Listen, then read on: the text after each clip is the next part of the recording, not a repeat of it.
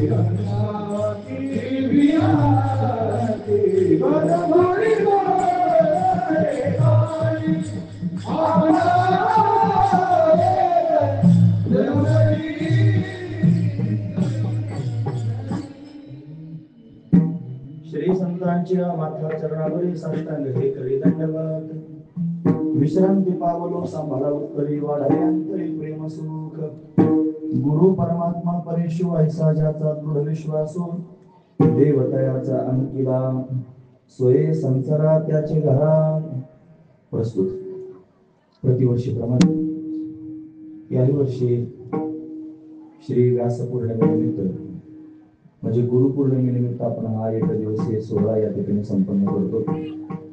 त्या सोहळ्याच्या निमित्तानं असणारी ही भगवंताची कीर्तन रूपी सेवा ही अकारण करुणा वरुणालय भक्तकाम कल्पद्रुम भगवान पांडुरंग परमात्म्याच्या अथांग करुणेने त्याच्या दयेने या सर्व संयोजक मंडळींच्या माध्यमातून आमच्या वाट्याला आलेले आहे.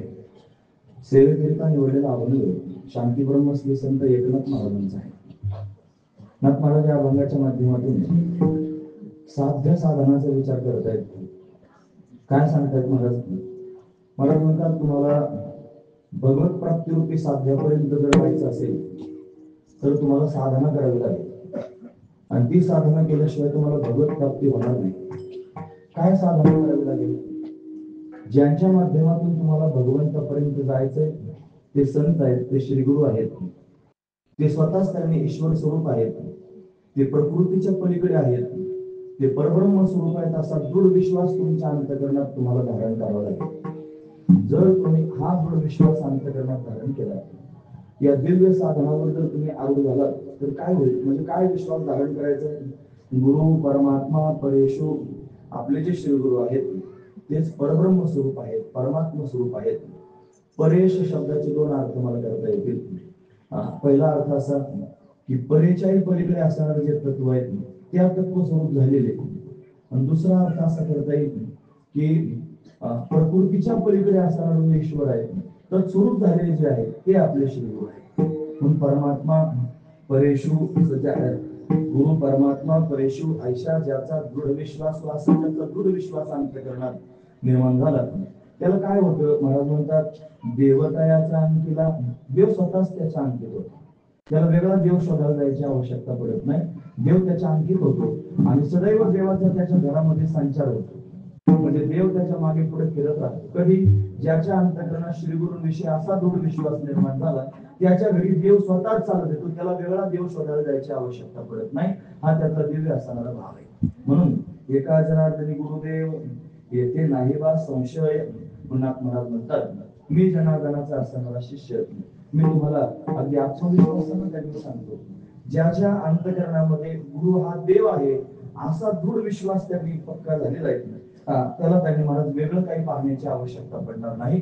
एका जनार्दनी गुरु देव तेथे नाही बा संशय. ज्याच्या अंतःकरणात गुरु हा देव आहे असा दृढ भाव निर्माण झाला त्याच्या ठिकाणी कोणत्याही प्रकारचा संशय शिल्लक राहत नाही.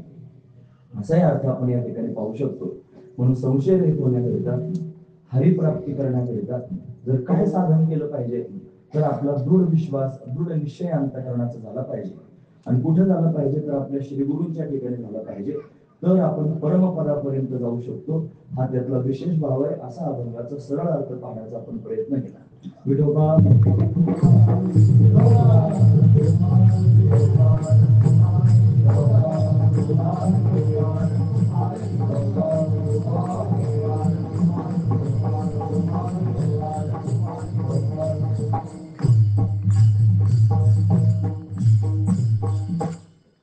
परमात्मा परेशु ऐसा ज्याचा दृढ विश्वासू देवतयाचा अंकिला सोये संचला त्याचे घरा सोये संचरा त्याचे घरा. प्रस्तुत आजचा जो दिवस आहे हा आपल्या सर्वांकरता एक विशेष असणारी पर्वणी आहे. त्या दिवसाला आपण जास्त महत्व दिलं पाहिजे. का बरं या दिवसाला महत्व द्यावं? आपण सर्वजण जीव आहोत आणि अनादिकालापासून जीवपणा आपण सर्वजण भोगत आहोत. हा जीवपणा जर आपल्या जावा असं वाटत असेल तर हा जीवपणा जाण्याकरिता सगळ्यात महत्वाचं जर साधन काय असेल तर ज्ञान आहे. ज्ञानाशिवाय जीवपणा जाणारच नाही. म्हणून जीवपणा घालवण्याचं जे ज्ञान आहे ते ज्ञान जर कोण प्राप्त करून देत असेल तर ते श्रीगुरु प्राप्त करून देतात. म्हणून श्रीगुरु अतिशय महत्वाचे. श्रीगुरूंना अनन्य साधारण महत्व आहे.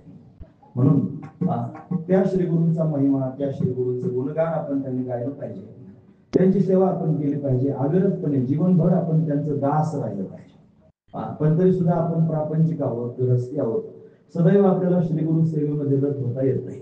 म्हणजे एखादा तरी दिवस असा असावा की ज्या दिवशी आपण श्री गुरूंची सेवा करावी, ज्यांचं दर्शन आपल्याला प्राप्त व्हावं, ज्यांचा संघ आपल्याला प्राप्त व्हावा. पण कोण्या दिवशी हे त्यांनी आपण केलं पाहिजे. म्हणून आजचा जो दिवस आहे हा संत महापुरुषांनी निवडला. आजचाच का निवडला असेल त्याचं कारण खरं तर आजची जी पौर्णिमा आहे ही पौर्णिमा व्यास पौर्णिमा, हिचं नाव आहे व्यास पौर्णिमा. दरवर्षी आपण ऐकत असतात ही व्यास पौर्णिमा आहे. म्हणून व्यासदेवांचं त्यांनी चिंतन केलं पाहिजे. व्यासदेव अतिशय श्रेष्ठ आहेत. का बरं? कारण व्यासाने जे वाङ्मय तयार केलं ते जगात कुठंच तयार झालं नाही, कोणीच तयार करू शकलं नाही. म्हणून ज्ञानोबरांसारखे कोण म्हणून त्यांनी सांगितलं व्यास उच्चिष्ट जगत्रय, म्हणून सगळं व्यासांचं उष्टच आहे. उष्ट म्हणजे आता आपण खाल्लं थोडस उष्ट शिल्लक आहे तसं उष्ट नाही. उष्ट म्हणजे काही वर्ण असतात की नाही, दंतव्य असतात, मूर्धन्य असतात, तालव्य असतात, त्याच्यामध्ये ओष्ठ वर्ण असतात. ओष्ठ म्हणजे ओठातून बाहेर पडणारे वर्ण. म्हणून आपल्या ओठातून जे शब्द बाहेर पडतात ना ते ओष्ठ झाले. म्हणून त्याला उष्ट म्हणण्याचं तात्पर्य नाही, ओष्ठ वर्ण असं त्यांनी म्हणण्याचं तात्पर्य आहे. जेवढं वाङ्मय त्यांनी आता सध्या पाहायला मिळतं. आपल्याकडे वेद आहेत, हा वेद ऋषीमुनींच्या हृदयामध्ये त्यांनी प्रगट झाला. अपौरुषीय असणारा वेद आहे. त्या वेदाची विभागणी करताना व्यासदेवांनी त्यांनी विभागणी केली. म्हणजे कर्मपर श्रुती वेगळ्या केल्या, उपासनापर श्रुती वेगळ्या केल्या, ज्ञानपर असणाऱ्या श्रुती वेगळ्या केल्या. म्हणजे त्यांनी महाराज त्याच्या 3 कांड वेदामध्ये पाहायला मिळतात, कर्मकांड, उपासना कांड आणि ज्ञानकांड. याची विभागणी करण्याचं काम श्री व्यासदेवांनी केलं. त्यांनी 18 पुराणांची रचना केली. त्यांनी अनेक मुख्य असणारे 18 पुराण आहेत. महापुराण एकच आहे, श्रीमद भागवत महापुराण आहे, बाकी पुराण आहेत सगळे. म्हणून त्यांनी पुराणांची रचना केली. त्यांनी महाभारतासारखा विलक्षण असणारा ग्रंथ जगाला दिला.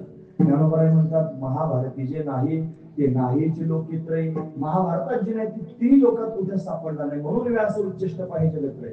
म्हणून व्यासांचं सगळं उष्टच आहे, हा त्यातला भाव आहे. त्याच्यापेक्षा महत्वाचा मुद्दा सांगतो. व्यासदेवांनी आणि ब्रह्मसूत्रांची रचना केली. ब्रह्मसूत्र म्हणजे वेदांत शास्त्र, उत्तर मीमांसा शास्त्र आपण त्याला म्हणतो. आता सामान्य लोकांना शास्त्र कळत नाहीत, पण कधीतरी हे ऐकलं पाहिजे. मला फार महत्वाची गोष्ट आहे. पण आपण त्यांनी जे जीवन जगतो हे जगत असताना आपल्याला काही सूत्रात आधी शास्त्राने बांधलेलं आहे. आपल्या प्रत्येक गोष्टीला शास्त्र असलं पाहिजे. आपला आचार, आपला विचार, आपला उच्चार या प्रत्येक गोष्टीला शास्त्र असावं.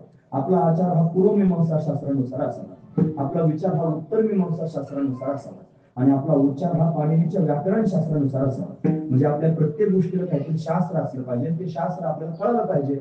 म्हणून त्यांनी ते शास्त्र जगाच्या समोर मांडण्याचं काम जर कोणी केलं असेल, श्री व्यासदेवांनी अशा पद्धतीने केलं. अनेक शास्त्रकार आहेत, अनेकांची अनेक मत आहेत, पण त्या सगळ्या मतांमध्ये श्रेष्ठ मत जर कोणतं ठरलं असेल तर वेदांत मत अतिशय श्रेष्ठ आहे. म्हणून उत्तर मीमांसा शास्त्र या शास्त्राची रचना ज्यांनी केली ते व्यासदेवजी महाराज आहेत. काय एवढं मी तुमच्या समोर सांगतो, एवढं विपुल स्वरूपातलं वाङ्मय व्यासदेवांनी तयार केलं. हे तयार करण्याकरिता त्यांचा एक श्लोक मी सांगतो. अर्ध्या श्लोकात ते त्यांनी तत्वज्ञान वर्णन करून सांगतात, सिद्धांत सांगतात वेदांताचं. तुम्ही काय ऐकत असतात तरी पण परत एकदा ऐकून घ्या. ते म्हणतात एक श्लोकार्धेन प्रवक्ष्यामि यदुक्तम ग्रंथ कोटिभिः. हा जो पहिला तुकडा हा सांगायचा, फक्त नंतरचं तुम्हाला माहिती आहे तरी पण पहिला सांगतो. का बरं? ते म्हणतात श्लोकार्धेन प्रवक्ष्यामि यदुक्तम ग्रंथ कोटिभिः. कोटी कोटी ग्रंथांमध्ये जे सांगितलेलं आहे ते मी तुम्हाला अर्ध्या श्लोकात सांगतो. मला काय सांगायचं याच्यातून? मला एवढंच सांगायचं की व्यासदेवांच्या काळात सुद्धा कोटी कोटी ग्रंथ होते. किती ग्रंथ होते? कोटी कोट्यावधी ग्रंथ व्यासदेवांच्या काळात होते. व्यासांच्या नंतर ग्रंथ झाले म्हणण्याचं काय काम नाही. जर नंतर ग्रंथ आणखी झाले असते तर व्यासदेवांनी हा कोटी शब्द वापरला असता. म्हणजे व्यासदेवांच्या आधी सुद्धा कोटी ग्रंथ. ते म्हणतात अर्ध्या श्लोकात मी तुम्हाला कोटी ग्रंथांमधलं तत्वज्ञान सांगतो. काय तत्वज्ञान सांगितलं? ब्रह्म सत्यम जगन मिथ्या जीव ब्रह्मैव नापरा. हे सगळे जण ऐकतात ब्रह्म सत्य आहे, जगत मिथ्या आहे, जीव हा ब्रह्मरूप आहे. पण हे सगळं त्यांनी सांगत असताना हे कशातून शोधून काढलं, कशातून सार रूपाने काढलं असेल? कोटी कोटी ग्रंथांमधून काढलं. म्हणजे व्यासदेवांनी आपल्या समोर जे तत्वज्ञान मांडले ते कोटी कोटी ग्रंथांचं सार रूपाने अशा पद्धतीने मांडलेलं आहे. म्हणजे एवढे उपकार त्यांच्या आपल्यावरती आहेत. हा महत्वाचा विचार आहे. आता लोकांना शास्त्रच कळत नाही, वेद कळत नाही, पुराण कळत नाही, त्याच्याशी काही घेणं देणं वाटत नाही, त्याच्यामुळे मग त्याचं महत्व कळत नाही. हा महत्वाचा विचार. त्याचं महात्म्य ज्याला कळेल, खरोखर त्याच्यातला त्यांनी भाव ज्याला कळेल की खरोखर किती कष्ट घेतले असतील, किती सायास आपल्या सगळ्यांकरता त्यांनी घेतले असतील. मग ज्यांनी आपल्याकरता काहीतरी सायास घेतले, आपल्या अंतकरणात त्यांच्याविषयी कृतज्ञता असली पाहिजे, कृतज्ञता असली पाहिजे. आपण कृतज्ञ नसलं पाहिजे. आपण आज सनातन वैदिक धर्म परंपरेचे पायी आहोत. या धर्म परंपरेच्या मार्गावर आपण सर्वजण चालत आहोत. म्हणजे का बरं आपण या धर्म परंपरेपर्यंत टिकून राहिलो? या साधू संतांचे उपकार आहेत महाराज. नाहीतर इतकी आक्रमण आपल्या धर्मावर झाली, काय सांगायचं. मुघलांचे आक्रमण झाले, वर्षानुवर्ष त्यांनी महाराज काही शतकं मुघलांनी आपल्यावरती राज्य केलं. इंग्रज आले, इंग्रजांनी कितीतरी वर्ष आपल्यावरती राज्य केलं. हे सगळं जरी झालं तरी सुद्धा आपला वेद जिवंत आहे. आपलं शास्त्र त्यांनी प्रत्यक्ष पाहायला मिळतात. सगळी पुराण अजून त्यांनी जिवंत आहेत. का जिवंत आहेत त्याचं कारण हे संत महापुरुष आहेत.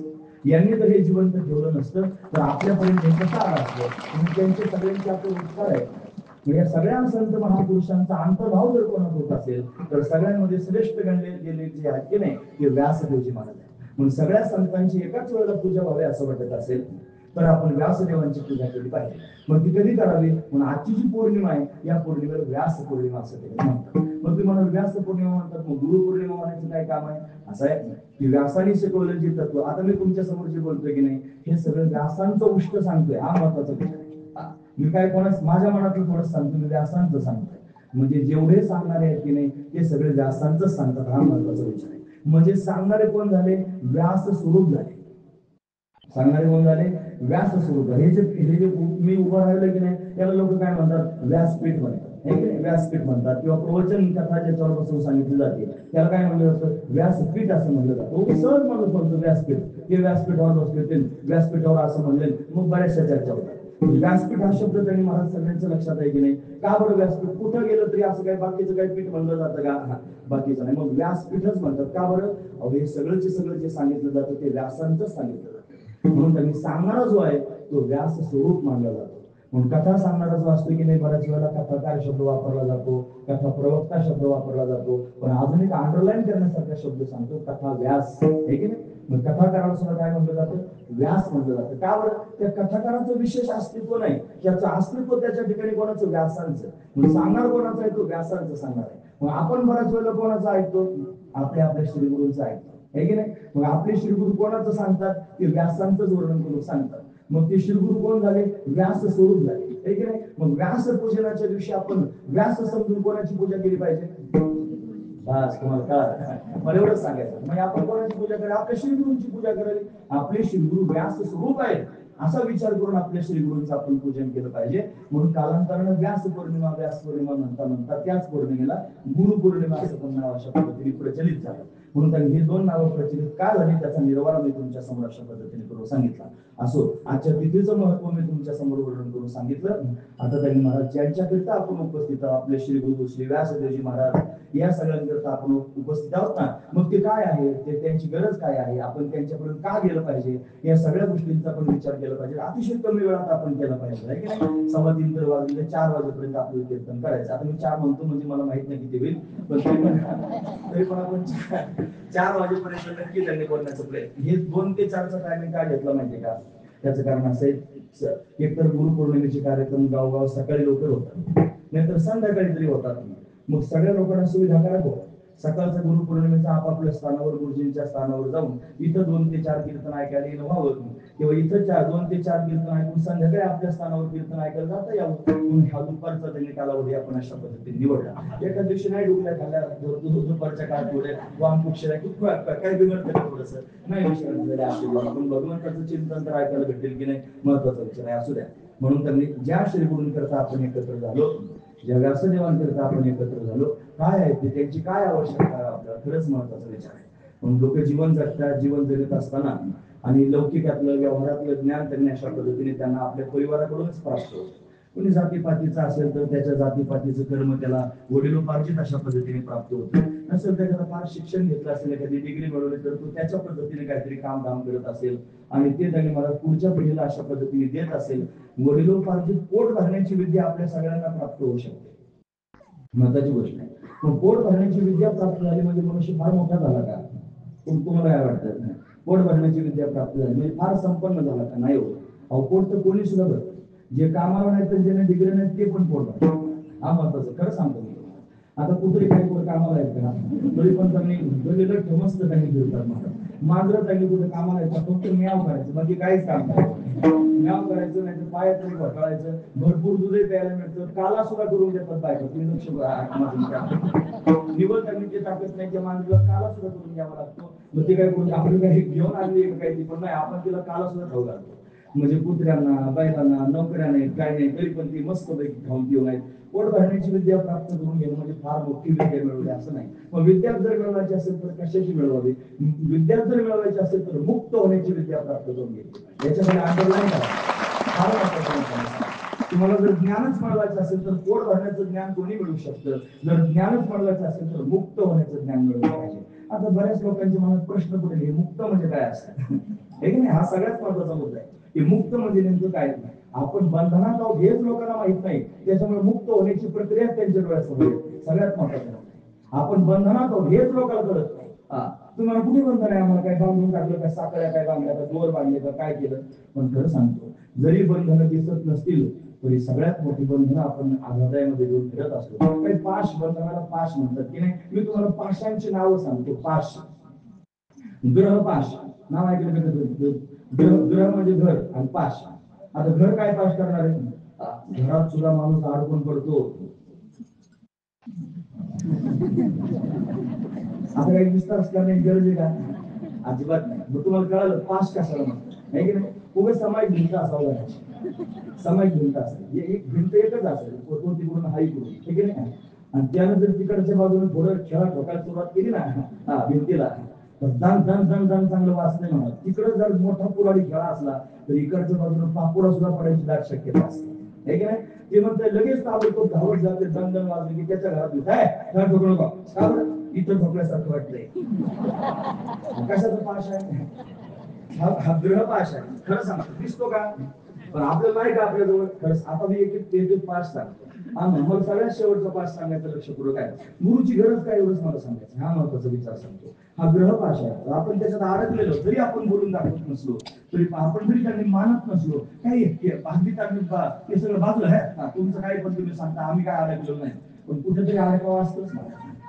दुसरा पाश सांगतो, दारापाश. दारा म्हणजे घराचा दरवाजा नाही.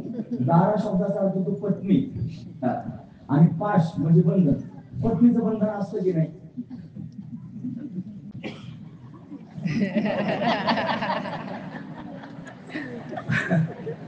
मी काय म्हणतो का तुम्हाला? किती सुंदर मंडळी आहात तुम्ही. मला काही सांगायचं आत तुम्हाला कळतंय. पत्नीचा पाश आहे, बांधलेले आहात ती थोडं हा केलं मोठ्यानं, जर ठेस लागल्यानंतर तुमच्या काळजात धडधड आहे. काय तिला काय झालं? ज्याला नाही पत्नी त्याचं काय केलं मला घेऊन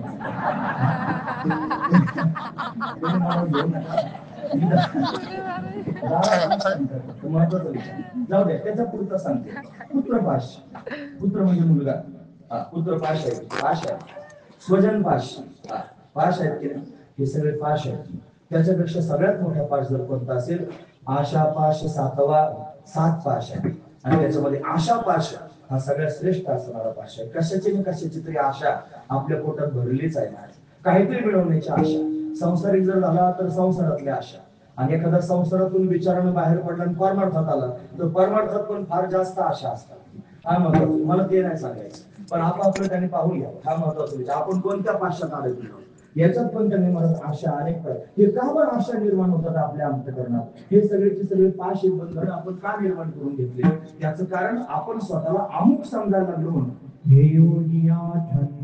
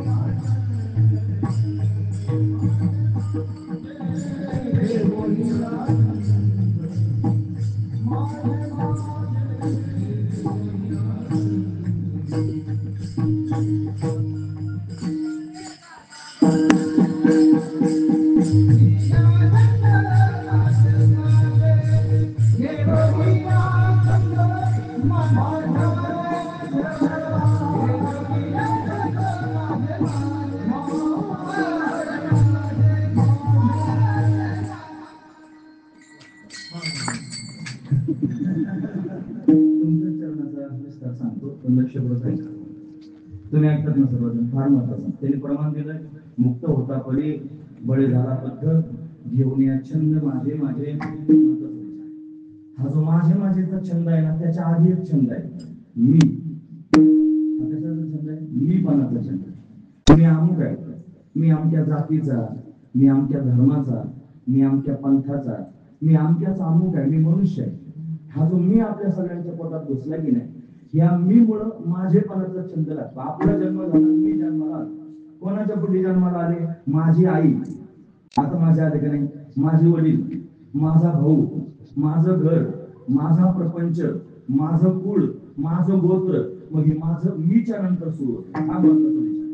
म्हणजे मी आधी निर्माण झाला आणि मग त्याच्या पाठोपाठ त्यांनी माझेपणाचा संघटन निघाला.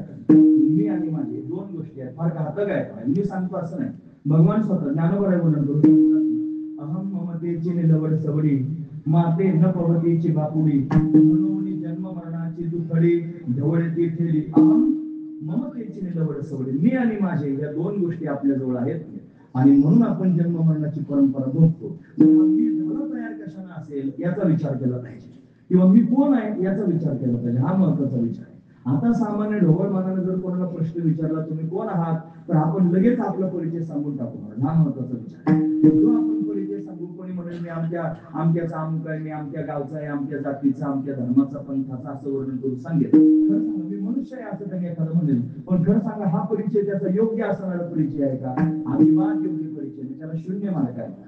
मग खरा परिचय काय आहे? मी तो वासुदेव तत्वता कळोई विचारिता आहे ठाऊक सभागी या संता. मी वासुदेव स्वरूप आहे, मी सच्चिदानंद स्वरूप आहे. हा मीचा परिचय आहे म्हणा. नाहीतर मी हे फार अवघड आहे तपासणं. तुकोबर आहे म्हणतात, तुम्ही हे ऐसे काय जाती अवघड किती पाहता, फार अवघड आहे मी तपासला. स्थूल देहाला धरून मनुष्य मी म्हणतो, सूक्ष्म देहाला धरून मनुष्य मी म्हणतो, कारण देहाला धरून मनुष्य मी म्हणतो, महाकारण देहाला धरून मनुष्य मी म्हणतो, या प्रत्येक गोष्टीला धरून मनुष्य मी म्हणतो. प्रत्येक ठिकाणी मी बदलतच राहतो. पण हा मी फार अवघड आहे, सहजासहजी त्याला शोधता येत नाही. त्या मीच्या पलीकडे त्यांनी गेलं पाहिजे. म्हणजे श्रीगुरूंच्या माध्यमातून तत्वमसी आदी महावाक्यांचा उपदेश प्राप्त करून घेतला पाहिजे. अहम ब्रह्मास्मी इत्याकाराची वृत्ती निर्माण केली पाहिजे, शुद्ध असणारी वृत्ती आहे. आणि त्याच्यातला सुद्धा अहम करून जावं लागेल. तुका म्हणे अहम ब्रह्म आड येऊन भ्रम तुकोबर त्याचे पुढे आहेत म्हणे. तो भ्रम सुद्धा घालवावा लागेल आणि मीच्या पलीकडे जावं लागेल. तेव्हा तुम्हाला परमतत्वाची प्राप्ती होईल. ती खऱ्या अर्थाने तुमची स्वतःची ओळख आहे. ज्ञानोबा म्हणतात, आहे मी हा कोण करावा विचार, म्हणे ज्ञानेश्वर निवृत्तीचा. मी कोण आहे याचा विचार केला पाहिजे. हा महत्वाचा विचार आहे. म्हणून त्यांनी मला मी कोण आहे हे शोधलं पाहिजे. कोण आहे मी, कोण आहे मी. स्वामीजींनी आम्हाला एक प्रक्रिया सांगितली होती. बरेचसे महादीक्षेचे साधक आहेत, त्यांना विचारा. पावसला जाऊन अशा पद्धतीने साधना करण्याकरिता, अनुष्ठान करण्याकरिता आम्ही गेलो. त्या अनुष्ठानामध्ये प्रक्रिया होती, मी कोण आहे हा प्रश्न विचारायचा. स्वतःला प्रश्न विचारायचा, मी कोण आहे, मी कोण आहे. आणि विचारून बघा तुम्ही सगळेजण, मी कोण आहे, काय उत्तर येतात. म्हणून त्यांनी मला मूळ उत्तरापर्यंत गेलं पाहिजे. हा महत्वाचा विचार आहे.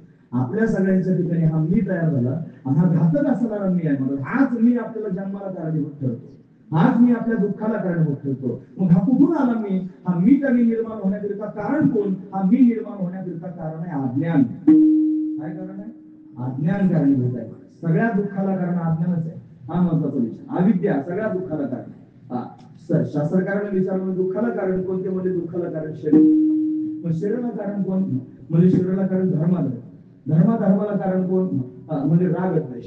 रागद्वेषाला कारण कोण? म्हणजे अनुकूल प्रतिकूल ज्ञान. अनुकूल प्रतिकूल ज्ञानाला कारण कोण? म्हणजे भेद ज्ञान. आणि भेद ज्ञानाला कारण कोण? अज्ञान.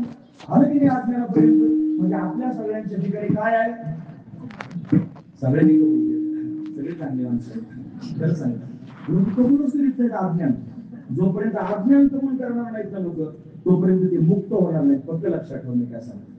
उगा आपल्याजवळ अज्ञान असावं ते लोकांच्या समोर आपण झाकून त्यांनी बोलायला सुरुवात करावी, असलं त्यांनी झाकापाती करू नये. आपलं अज्ञान पाठ सांगत असताना बहुतेक म्हणायचे, जर पाठ सांगत असताना एखादा मुद्दा जर आपल्याला कळाला नाही आणि तो मुद्दा कळाला नाही आणि आपण तो पूर्णपणे आत्मसात नंतर तसंच पुढे निघून गेलो तर भाऊ म्हणायची तेवढी जागा कच्ची राहते. म्हणायचं नाही, हे आमच्या पाठाचं साहित्य म्हणून त्यांनी अशा पद्धती म्हणायची तेवढी जागा कच्ची राहते. मग कच्च तरी कशा करता ठेवायचं, अज्ञान लपवलं म्हणून कच्च राहिलं. तिथं लगेच चालू होतं. आता मी पंढरपूरला कीर्तनाला गेलो तर भीमदादा कीर्तन ऐकायला आले होते. आपल्या पाठात होते भीमदादाचे पाठ ओढून चालायचे. तास तास त्यांनी महाराज पाठ चालायचं, पण त्यांचा प्रश्न त्यांनी शंका उत्पन्न केली की पाठ थांबलाच म्हणायचे. मग त्यांनी पुढे पाठ जाऊ द्यायचं, त्यांची शंका पूर्ण निरसन करून घ्यायची, मगच अशा पद्धतीने पुढे जायचं. मग तुकाराम दादा त्यांना दादा म्हणायचे सगळे, असे त्यांनी दादा ते दादा त्यांनी भेटले होते आम्हाला पंढरपूरला कीर्तनामध्ये. मग ते मी काय सांगितलं, कशा शंका आपल्याला अर्थ करण्यात जर एखादा संदेश शिल्लक राहिला तर तो त्यांनी निरसन झाल्याशिवाय पुढचा प्रवास करायचा नाही, हा त्यातला महत्वाचा भाग आहे. म्हणजे अज्ञान घालवल्याशिवाय पुढचा प्रवास होणार नाही. आपल्याला जर सुखी व्हायचं असेल, आपल्याला जर समाधानी व्हायचं असेल, आपल्याला जर आनंदी व्हायचं असेल, आपल्याला जर सत्य स्वरूपापर्यंत जायचं असेल तर काय करावं लागेल, आपल्या ठिकाणी असणारं अज्ञान आधी आपल्याला कबूल करावं लागेल, मान्य करावं लागेल आणि मग ते अज्ञान घालवण्याकरिता प्रयत्न करावा लागेल. हा महत्वाचा विषय. कशाने जाईल अज्ञान? अज्ञान घालवण्याचं काय साधन आहे? अज्ञान घालवण्याकरिता काय साधन आहे? अज्ञान घालवण्याकरिता एकच साधन, त्याचं नाव आहे ज्ञान. ज्ञानाशिवाय तुमचं अज्ञान जाऊ शकत नाही. मग ज्ञान प्राप्त करून घेतलं पाहिजे. कशाचं ज्ञान प्राप्त करून घ्यावं? कांद्याचं का वाघ्याचं गोष्टी म्हणायची. कशाचं ज्ञान प्राप्त करून घ्यावं? म्हणजे कांद्याचे भाव दोन प्रकारचं अज्ञान असतं. एक स्थूल अज्ञान आणि एक मूल अज्ञान. दोन प्रकारचं अज्ञान असतं. स्थूल अज्ञान म्हणजे काय होत? एखादा मनुष्य डॉक्टर झाला, तो डॉक्टर झाला म्हणजे त्याला वकिली क्षेत्रातलं काही कळेल का? नाही कळलं. मग डॉक्टर जरी झाला तो फार काही मोठी डिग्री त्याला प्राप्त करून घेतली, पण त्याला कोर्टात गेल्यानंतर जर काही आर्ग्युमेंट कर म्हणलं तर त्याला करता येईल का? येणार नाही का? त्याची ती योग्यता पात्रता नाही. म्हणजे त्याला वकिली क्षेत्राविषयी काय आहे? अज्ञान आहे. एखादा वकील झाला, फार चांगला वकील झाला, तेवढे मोठे मोठे जज असले तरी त्या वकिलाला घाबरतात काय? असे वकील आहेत महाराज. मग असा त्यांनी वकील झाला. तो वकील झाला म्हणजे काय? त्याला कन्स्ट्रक्शन क्षेत्रातलं काही ज्ञान आहे का? तो इंजिनियर त्यांनी एखादा असं होऊ शकतो का? तू काय सांगतो का असं कर तसं कर? नाही. म्हणजे त्याला वकिलीतलं ज्ञान आहे, त्याला इंजिनिअर क्षेत्रातलं कोणत्याच प्रकारचं ज्ञान नाही. म्हणजे त्याचं ज्ञान त्याच्या क्षेत्रापुरतं मर्यादित आहे. एक ज्ञान व्यवहारातलं प्राप्त केलं म्हणजे काय सगळे ज्ञान प्राप्त होतात असं नाही. म्हणून त्यांनी स्थूल अज्ञान जे आहे ते त्यांनी कधीच संपत नसतं. आपले जन्मचे जन्म जातील पण स्थूल अज्ञान आपलं संपायचं नाही.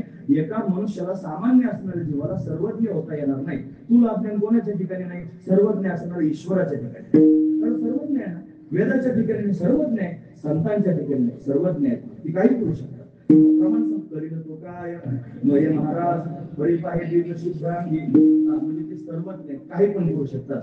गाढवाचं घोडे करू शकतात की नाही?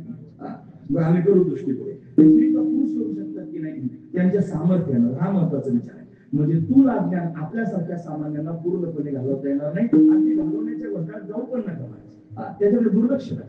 आपल्या पोटापुरतं, आपल्या कामापुरतं जेवढं आपल्याला व्यवहारातलं पाहिजे तेवढं ज्ञान प्राप्त करून घ्या आणि आपलं काम चालू ठेवा. पण एवढं सगळं सांगितलं आता मी पण म्हणजे भाऊ म्हणायचे सगळं सांगायचं पण म्हणायचं. पण म्हणायचं म्हणजे पण कशाकरिता म्हणायचं त्याचं कारण सांगतो. आणि हे झालं व्यवहारापुरतं मर्यादित आहे. पण जे दुसरं अज्ञान आहे त्याचं नाव आहे मूल अज्ञान. ते मूल अज्ञान अतिशय महत्वाचं आहे आणि ते सगळ्यांच्या ठिकाणी आहे आणि सगळ्यांनी घालवलं पाहिजे. हा महत्वाचं. कोणी पण घालवलं. बघा, तुम्हाला जर मोक्ष स्वरूपापर्यंत जायचं असेल, तुम्हाला जर भगवत स्वरूपापर्यंत जायचं असेल, तुम्हाला जर परमात्म्याची प्राप्ती करून घ्यायची असेल तर सगळ्यांना, तो कोणी असो, तो आरणी असो, तो शिकलेला असो, तो गरीब असो, तो श्रीमंत असो, तो पुण्यवान असो, तो पापी असो, कोणी असो, त्याला ज्ञान या स्टेशनातूनच पुढे जावं लागेल. त्याला ज्ञान या मुद्द्यातूनच पुढे जावं लागेल. जर ज्ञान झालं नाही तर तो स्वरूपापर्यंत जाणे नाही. म्हणून ज्ञान प्राप्त करून घ्यावं लागेल. म्हणून ज्ञानासारखं पवित्र जगात दुसरं काही साधन नाही. ज्ञानेन सदृशम पवित्रम असं त्याने आपण म्हणतो. ज्ञान सर्वश्रेष्ठ आहे. त्यापेक्षा सांगतो ते ज्ञानेन मोक्ष न तू मुंडनेन.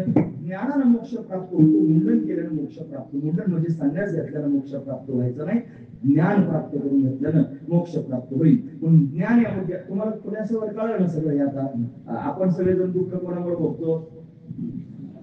आपण पाशापासून आलो. पाश सगळे पाश आपण भोगीत आहोत. किती प्रकारचे? 5-7 प्रकारचे पाश आपण पाहिले. हे पाश आहे. हे कोणामुळे त्यांनी पास झाले असतील निर्माण? या मला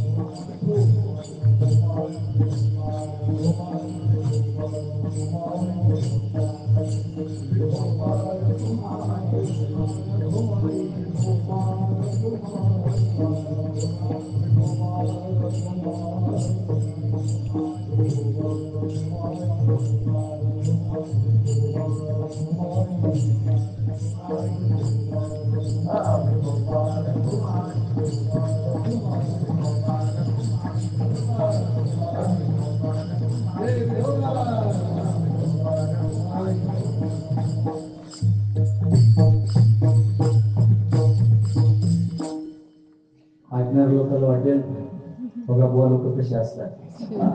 त्याचा विशेष माणूस आला त्याच्या आवडीचं की लगेच रस्ता द्या, लगेच बाजूला सरका, त्यांना पुढे बोलवा. याच्यात ते बाकीचे महाराज लोक नाहीत, त्याचे महाराज आले लगेच तुम्ही कीर्तन थांबून असं करायला लागले. खरं सांगू का, मी त्यांचा परिचय सांगितल्यानंतर तुम्हाला पण असं वाटेल की त्यांनी आपल्याला पण फार प्रेमाने भेटावं. काय बरेच लोक ओळखतात त्यांना, पण तरी पण सांगतो महाराज भंडारा डोंगरावरून आले. भंडारा डोंगर त्याचे अध्यक्ष आहेत आणि जगद्गुरूंच्या स्थानावरून गुरु पौर्णिमेला आपल्याला भेटते नाही काय ते आले म्हणजे जेव्हा जेव्हा ते आपली कथा कीर्तनामध्ये येतात की नाही असं वाटतं तुकोबारायच झाले.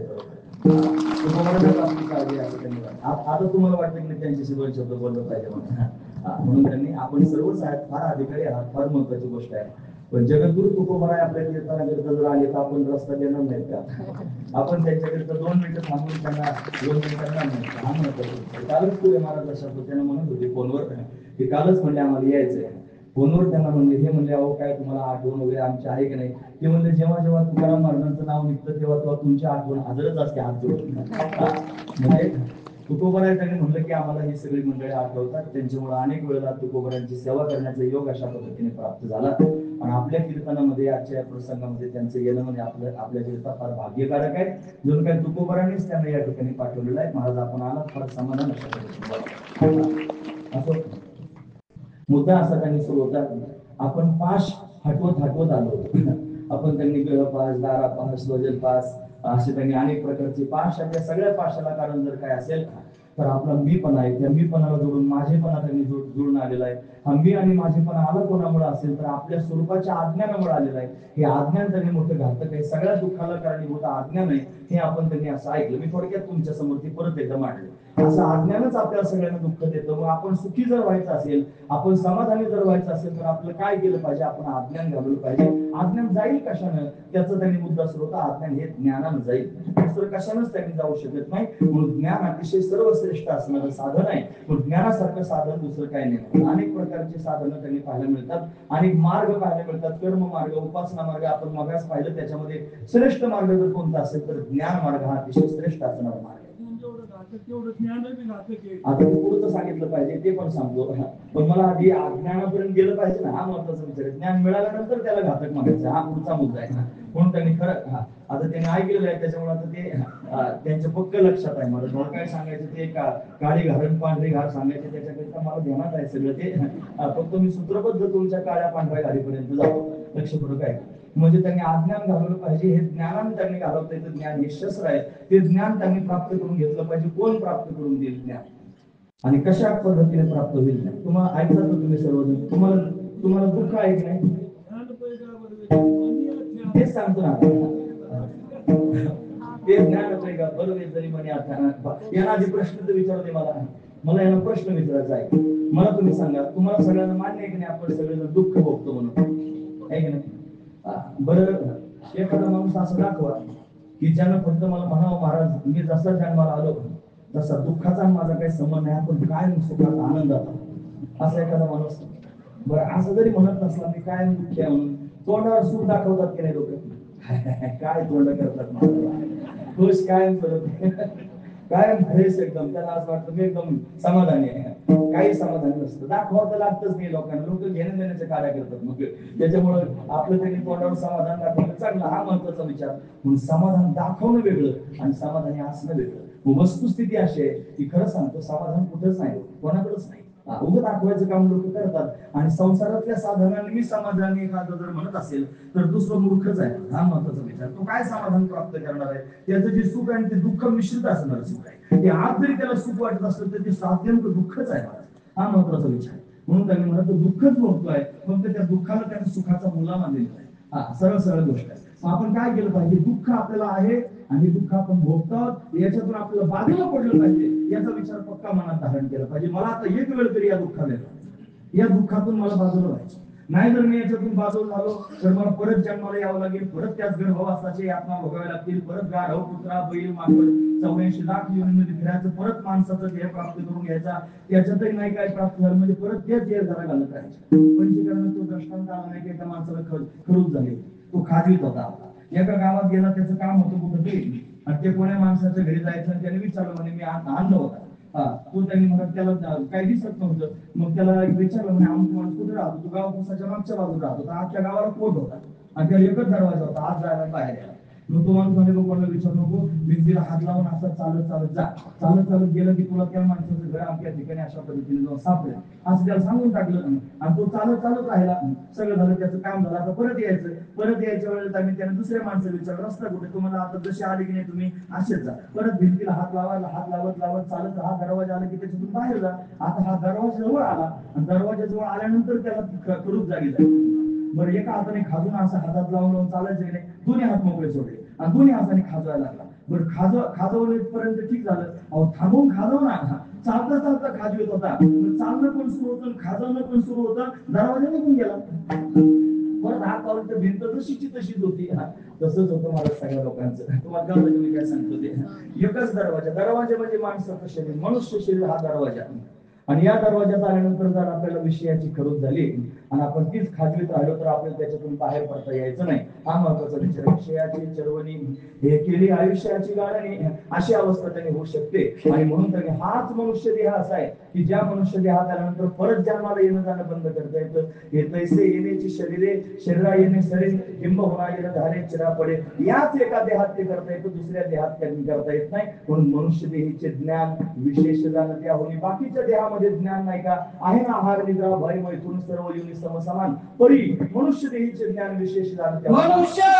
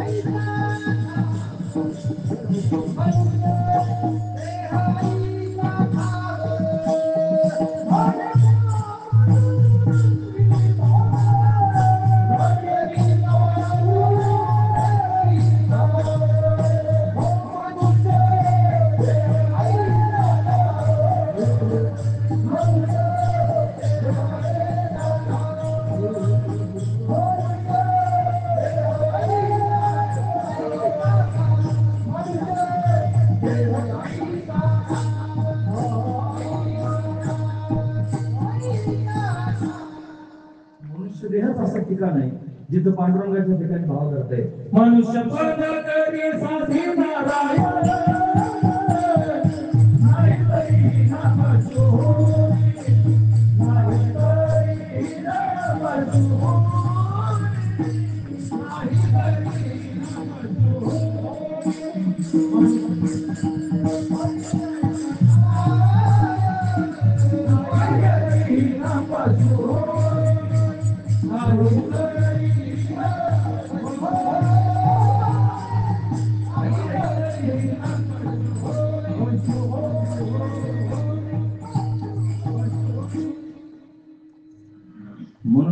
तरी साधी नारायण, नाही तरी हिरण्यकशी होईल.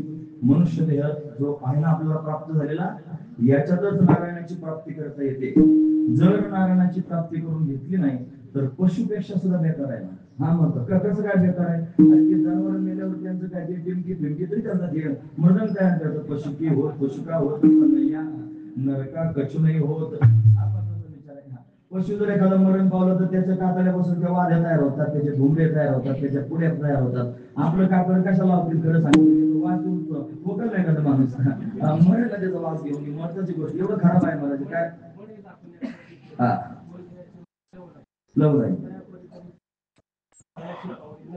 नरदे मढे झाकून या घरी ती पेरणी महाराजांचं प्रमाण आहे की पेरणीचा जर वापसा झाला, शेतात पाऊस पडल्यानंतर वापसा झाला आणि एखादा मनुष्य जर घरामध्ये मरून गेला आणि तो त्याचा अंत्यविधी जर करायचा असला, अंत्यविधीला वेळ लागतो आणि त्या अंत्यविधीच्या नादात जर अख्खा दिवस गेला आणि पेरणी जर राहिली तर वर्षभर खायचं काय हा प्रश्न आहे. म्हणून त्यांनी कोणी गेला असेल एखादं म्हातारं त्याला झाकून ठेवतात आणि आधी पेरणी असेल मग अंत्यविधी करतात. हे जसं आहे की नाही तसं मनुष्य शरीर हे त्यांनी जवळही फार महत्वाचं आहे. महाराज मनुष्य शरीर बाकीचे सगळे काम याच्यातून बाजूला ठेवायचे आणि आधी ज्ञान प्राप्त करून घ्यायचं. म्हणजे याने मुद्द्यावर आणला तुम्हाला हा महत्वाचा. म्हणजे काय आधी काय प्राप्त करून घ्यायचं? ज्ञान प्राप्त करून.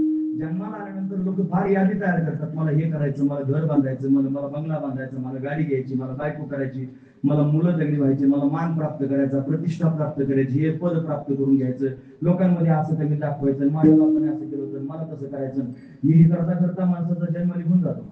अशा पद्धतीने हातात आलेला नरदेह जर आपण बाजूला केला आणि मूळ जे प्राप्त करून घेण्याकरिता आपण आलो ते जर तसंच राहून गेलं तर मग काय उपयोग होईल? भाऊंचं म्हणणं होतं कहा गए तो कहा नाही केला तो कुछ नाही केलं. मनुष्य देहाला आला काय कशाकरिता गेला? मुक्त होण्याकरिता गेला, काहीच हाताला नाही. तर जास्त मला थकवायचं नाही, लांबवायचं नाही. महत्वाचा मुद्दा एवढाच आहे की या मनुष्य शरीरातच ज्ञान प्राप्त करून घेता ते दुसरं प्राप्त करून घेता यायचं नाही. मनुष्य देहातच ज्ञान प्राप्त कसं प्राप्त करून घ्यायचं ज्ञान, कुठं प्राप्त करून घ्यायचं ज्ञान, दुःख घालवण्याकरिता ज्ञानाची गरज आहे इथपर्यंत आपल्याला कळालं. कोण ज्ञान प्राप्त करून देईल? हे तर भगवद्गीता सांगते तद्विधी प्रणिपातेन परिप्रश्नेन सेवया उपदेशांती ते ज्ञानम ज्ञानी नसतत्वदर्शिना.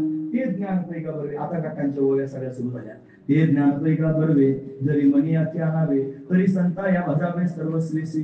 ते ज्ञानाचा पुरवठा तेच सेवा हाची दारवंटा ते स्वाधीन करी सुमटा वळंबणी तरी तन मनु जीवे चरणासी लागावे अगरवता करावे दास्य सकळ. मग अपेक्षित जे आपुले सांगतील पुशिले जेणे अंतःकरण बुधरे संकल्पना. ह्या सगळ्याचे सगळे ओळख मी पाठ करून ठेवलेले आहे. महत्वाची गोष्ट आहे. म्हणून ते ज्ञान पैका बरवे ते म्हणजे कोणतं? मुक्त होण्याकरिता लागणारं ज्ञान जे आहे की नाही ते ज्ञान जर प्राप्त करून घ्यायचं असेल तर संताया भजावले सर्वस्वीसी. संतांना भजलं पाहिजे हा महत्वाचा विचार आहे. कुठे संतांना शोधायला जावं? संत काय आहेत? आपलं कसे करतील संत? आपल्याला काय नजर आहे का संत प्राप्त करून घेण्याची? नाही. आपण ज्ञानोबरांना पाहिलं नाही, आपण तुकोबरांना पाहिलं नाही, आपण नाथ महाराजांना पाहिलं नाही, आपण गोरोबा काकांना, सावता महाराजांना, आपण चांगदेव महाराजांना कोणत्याच संतांना आपण त्यांनी पाहिलं नाही. मग आपल्याला त्यांनी संत जर ते काय म्हणले ते ज्ञान पैका बरवे जरी म्हणे असे आणावे ते संता या भजावे सर्वस्वीसी. मग संत जर आपल्याला त्यांनी पाहायलाच भेटलं नाही, आपण त्यांनी ऐकलं फक्त ज्ञानोबरा तुकोबरा हे संत निळोबरांपर्यंत महिपती महाराजांपर्यंत सगळे संत होते. महिपती महाराजांच्या नंतर कोणी वारकरी संप्रदायातल्या एखाद्या मनुष्याला संत पदवी अशी लावली का कोणी? पण लावत असेल आपल्या एखाद्या महाराजाला मला माहित नाही. पण आपल्या संप्रदायाची रीत आहे महाराज ती काय संत कुठपर्यंत म्हणायचं?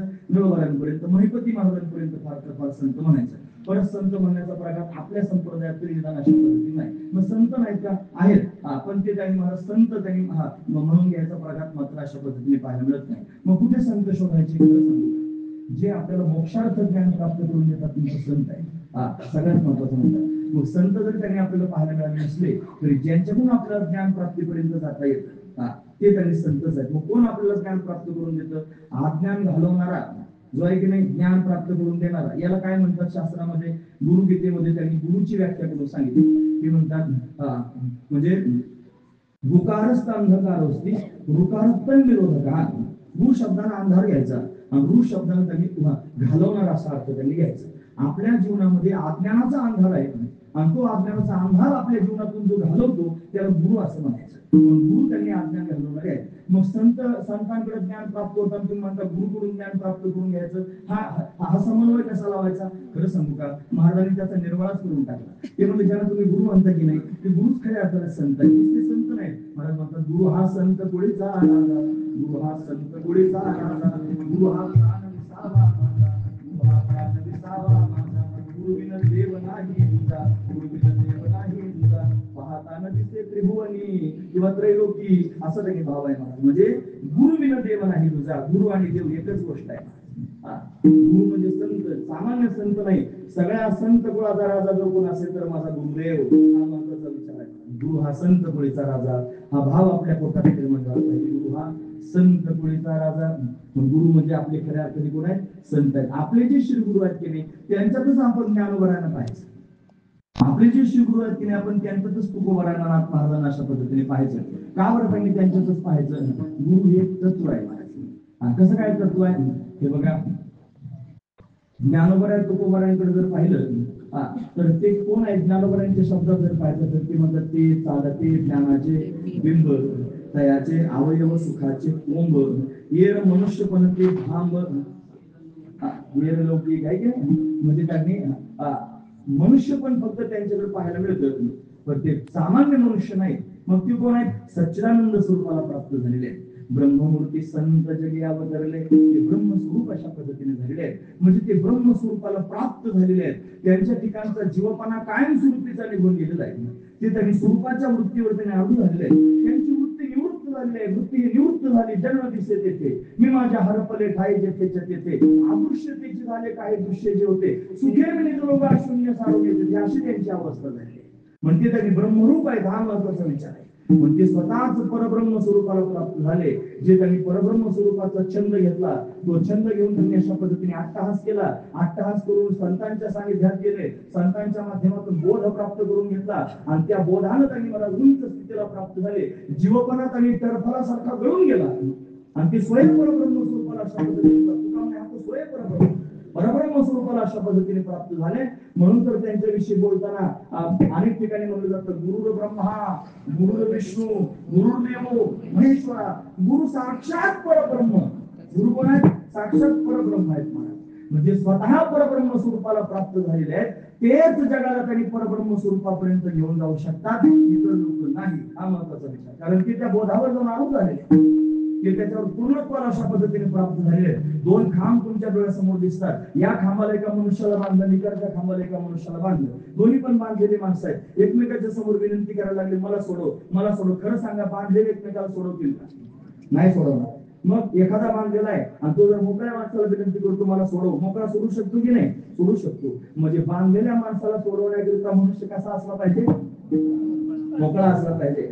हा महत्वाचा विचार. ज्यांना आपण संत म्हणतो, ज्यांना आपण श्रीगुरु म्हणतो, ते काय असतात? मुक्त असतात. म्हणून तर आपल्याला मुक्त करू शकतात. हा महत्वाचा विचार. ते आपल्याला मुक्त का करू शकतात? याचं कारण ते स्वतः बंधनात नाही, ते बंधन मुक्त झालेले. अज्ञानाचं बंधन त्यांचं संपून गेलेलं आहे आणि अज्ञान गेलं की त्याच क्षणाला त्यांनी स्वरूपाचा बोध प्राप्त होतो आणि स्वरूपाकार वृत्ती त्यांनी झाली की सर्वात्मक भाव अशा पद्धतीने निर्माण होतो. मीच सर्व चराचरात गच्च भरलेलो आहे असा त्यांनी भाव अंतःकरणामध्ये निर्माण होतो. हे समस्त ही ब्रह्मज्ञाप्ती वरी सोहम या भेद वृत्ती तेही मावळून स्फूर्ती मग जे उरे, हे समस्त ही ब्रह्मज्ञाप्ती, हे सगळं ब्रह्मच आहे अशी भावना निर्माण होते. तुम्ही ऐकतात ना सर्वजण? फार महत्वाचा मुद्दा सांगतोय. मला गुरु परमात्मा कसा हे सांगायचंय, तो परेश कसा हे सांगायचंय. हा भंग जरी तुम्हाला 3 चरणाचा छोटा वाटत असला तरी मला एवढं सांगितल्याशिवाय तिथपर्यंत जाणं शक्य नव्हतं. हा महत्वाचा विचार आहे. हे सगळ्याचे सगळं ब्रह्म आहे, हा असा बोध प्राप्त झाला. हे कोणतं ज्ञान झालं? हे परोक्ष ज्ञान झालं. हे सगळं ब्रह्मच आहे. म्हणजे सगळ्या चराचरामध्ये ब्रह्म व्यक्त भरलेलं आहे. हे ज्ञान कोणतं ज्ञान आहे? परोक्ष ज्ञान आहे. आणि पुन्हा ते ब्रह्म मी आहे, हे कोणतं ज्ञान आहे? हे अपरोक्ष ज्ञान आहे. आधी परोक्ष ज्ञान व्हावं लागेल, मग अपरोक्ष ज्ञान व्हावं लागेल आणि ते ज्ञान सुद्धा गळून जावं लागेल. आता यांचा परत मुद्दा ते म्हणजे अज्ञान जेवढं घातक आहे ना तेवढं ज्ञान सुद्धा घातक आहे. मग ते ज्ञान जरी आपण पोटात साठवलं तरी सुद्धा ज्ञानाचा अभिमान होतो. उगाच त्यांनी कंबर बांधून थोडस बोलता यायला लागलं आणि मला फार ज्ञान झालं असं जर अभिमान झाला ना तर त्याला सगळ्यात आधी दरवाजे जर कोणते उघडत असतील तर नरकाचे दरवाजे उघडतात. लक्षात ठेवा मी काय सांगतो. कारण अभिमान हा नरकात नव्हता. तुका म्हणे नरका घरी अभिमान मी आधी प्रमाण आपल्या अंगावर भरलं नको बघायला नरकात कोण नेऊन घालतो, अभिमान नरकात नेऊन घालतो. म्हणून नरकात जाणारा त्यांनी अभिमान निर्माण होतो. तो कशाचाही हो, तो अभिमान नरकातच नेऊन घालतो. तो ज्ञानाचा असो नाही तर आणखी कशाचा त्यांनी असू द्या, म्हणून अभिमान आहे तो घातक असणारा अभिमान आहे, तो त्यांनी अशा पद्धतीने त्रास देतो. मग त्याचा ज्ञानाचा अभिमान सुद्धा त्यांनी निघून गेला. ज्ञान आणि आज्ञा हे सापेक्ष आहे. काय हे सापेक्ष आहे, लक्षात ठेवण्यासारखा मुद्दा आहे. तुम्ही मला सांगा, मुजेड आणि अंधार या दोन गोष्टी आहेत की नाही? मुजेडाला किंमत कशाने आली? अंधारामुळे. एका शाळेमध्ये विद्यार्थ्यांना काही प्रश्न विचारले. एका खोलीमध्ये विद्यार्थ्यांना बऱ्याचशा काही वस्तू ठेवलेल्या होत्या. आणि त्याला प्रश्न विचारला, तू कागदावर लिही, या खोलीमध्ये तुला काय काय सापडलं, काय काय दिसलं ते कागदावर लिही. त्यानं सगळं लिहिलं मला. पण त्याला मार्क तेवढे पडले नाही. एक मार्क कमीच पडायचा. दुसरा एक विद्यार्थी आला, त्याला लिहायला त्याला एक मार्क कमी पडला. तिसरा विद्यार्थी आला, त्यानं सगळे त्यांनी लिहिले मुद्दे, खिडकी लिहिली, दरवाजा लिहिला, भिंत लिहिली, कलर लिहिला, फ्लॉवर पॉट लिहिला, फलाने लिहिलं, टेबल लिहिला, खुर्ची लिहिली, सगळं लिहिलं. आणि त्याचा एक मुद्दा अजून घातला, त्या खोलीमध्ये मला प्रकाश दिसला. कारण हे वस्तू पाहण्याकरिता कशाची गरज? उजेड दिसला. म्हणजे उजेड पण लिहावा लागला. हा महत्वाचा विचार. त्याला 100 मार्क पडले. का बरं? त्यांनी उजड लिहिलं, उजेड सुद्धा लिहिलं. उजेडाची गरज आहे ना, काय करण्याकरिता? वस्तू सगळ्या पाहण्याकरिता. हा महत्वाचा विचार आहे. उजेड सुद्धा गरजेचा असतो. पण कशाकरिता उजेड लागतो? अंधार घालवण्याकरिता उजेड लागतो. आधी जर अंधार नसेल तर मग उजेडाला काय किंमत येईल? हा महत्वाचा विचार आहे. मग अज्ञान रूपी अंधार घालवण्याकरिता ज्ञान रूपी प्रकाशाची आवश्यकता अशा पद्धतीने असते. मी सोपं सांगतो, तुम्हाला कळतंय ना? सगळं सोपं सांगतो. फार महत्वाचा विचार आहे. हे कळायला पाहिजे सगळ्या लोकांना. फार महत्वाचा विचार आहे. म्हणून अशा पद्धतीनं ज्ञानाची गरज आहे. पण अज्ञान घालवल्यानंतर जर ज्ञान शिल्लक राहिलं तर ते ज्ञान सुद्धा आपल्याला काही महाराज नाशाला कारणीभूत होऊ शकतं. तो काय केलं पाहिजे? त्या अज्ञानाचाही अशा पद्धतीने त्याग केला, त्या ज्ञानाचाही आपण अशा पद्धतीने त्याग केला पाहिजे. गावा गोविंद भक्तीवर आवडतो बघा. म्हणजे मी जे कीर्तन सांगतोय त्याच्या पुढचे मुद्दे ते मला सांगतायत. त्यांना माहिती आहे हा काय सांगणार आहे, कारण मला एवढंच सांगताय, त्याच्यापेक्षा वेगळं काय मला सांगता येतं. हा महत्वाचा विचार. म्हणजे ते जे ज्ञान आहे ते ज्ञान संपवलं पाहिजे. कशानं संपेल? ते कशानं संपणार नाही, फक्त प्रेमानं संपेल. मग भगवंताचं प्रेम त्यांनी पोटात निर्माण झालं की ज्ञानाचा अभिमान त्यांनी गळून पडतो. आणि मग त्यांनी महाराज अशा पद्धतीने स्वरूपापर्यंत जात आहेत. कापुराची वाती जळली होती, काहीच समाप्ती झाली. कापुराची वाती म्हणजे कापूर त्यांनी तुम्ही पेटवला. तो पेटवल्यानंतर त्याची ज्योत तयार होते की नाही? होते तयार. म्हणजे ती ज्योत झाली, तयार झाली. काय करते? कापराला जाळते. आणि कापराला जाळून टाकल्यानंतर ज्योत तशीच राहते नाही, काय करते? ती पण संपून जाते. जशी ज्योत कापराला संपवल्यानंतर स्वतःही संपून जाते, तसं ज्ञान अज्ञानाला संपवल्यानंतर स्वतःही शांत होतो. सरळ गोष्ट. तसं ज्ञान सुद्धा शांत व्हावं आणि मग जी स्थिती शिल्लक राहते त्याचं नाव आहे ब्राह्मी स्थिती. त्या स्थितीला परब्रह्म म्हणायचं, त्या स्थितीला परमात्मा म्हणायचं. लक्षपूर्वक काय कमी काय सांगतो? त्या स्थितीला परेच्या पलीकडचं म्हणायचं. परावाणी आहे की नाही? वैखरी, मध्यमा, पश्यंती आणि परा, या 4 वाणी आहेत की नाही? या 4 वाणी आहेत आपल्या. परा, पश्यंती, मध्यमा, वैखरी. या वाणींच्या पलीकडे एक तत्व आहे. ते कधी? ज्योत संपल्यानंतर जे शिल्लक राहतं ते तत्व वाणीच्या पलीकडे असणार सगळ्यात महत्वाचा मुद्दा आहे. किंवा प्रकृतीची कक्षा आपल्या डोळ्यासमोर दिसते आणि प्रकृतीमध्ये नानात्व पाहायला मिळतं, नाम पाहायला मिळतं, रूप पाहायला मिळतं. नाम रूपात्मक सगळे पदार्थ जे आहेत प्रकृतीच्या कक्षेत आहेत. परमात्म्याच्या ठिकाणी हे नाहीत म्हणत. नाम रूप संबंधू, जाती क्रिया भेदू, आकाराशी प्रवादू, वस्तूशी नाही. नाम आहे, रूप आहे, आकार आहे, या सगळ्या गोष्टी कुठे आहेत? आकाराच्या ठिकाणी आहेत, वस्तूच्या ठिकाणी नाही. ही वस्तू त्याच्या पलीकडची आहे, म्हणजे प्रकृतीच्या पलीकडची असलेली ती गोष्ट आहे. म्हणजे प्रकृतीच्या पलीकडे राहतं त्याला परमात्मा असं म्हणतात.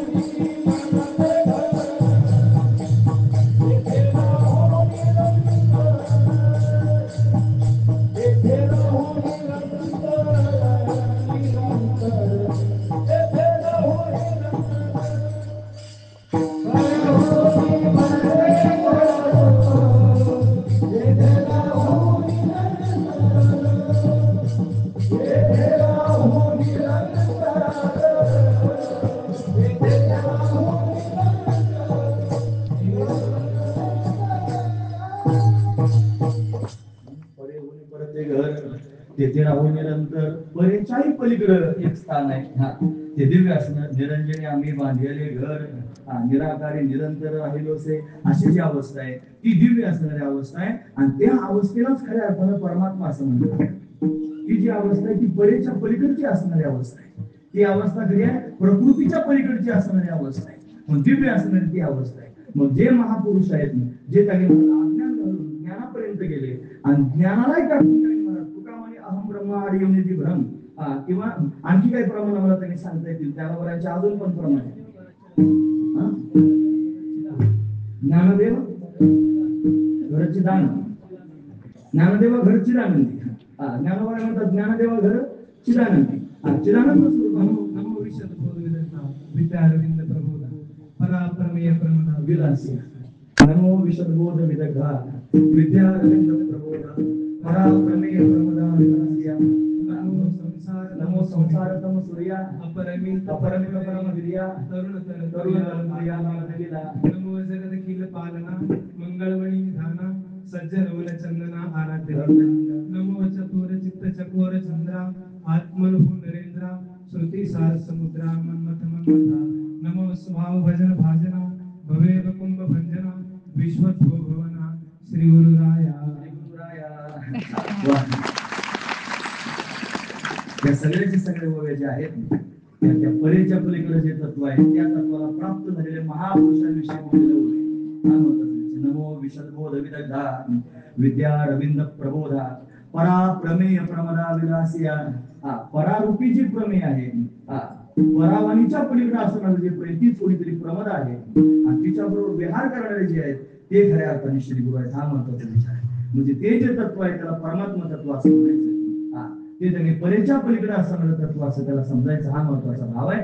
पण तो महापुरुष त्यांनी त्याच्या पलीकडे गेलेला असतो, तो बंधन मुक्त झालेला असतो, म्हणून तोच खऱ्या अर्थानं जगाला मुक्त करू शकतो.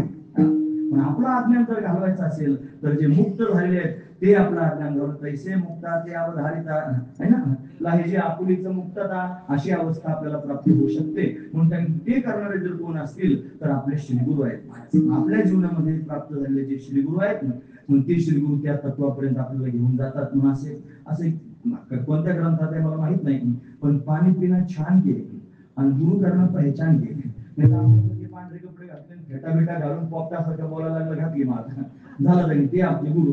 आता गुरुला काही नका समजा पण झाले आमची गुरु असं होण्याची दाट शक्यता आहे ना.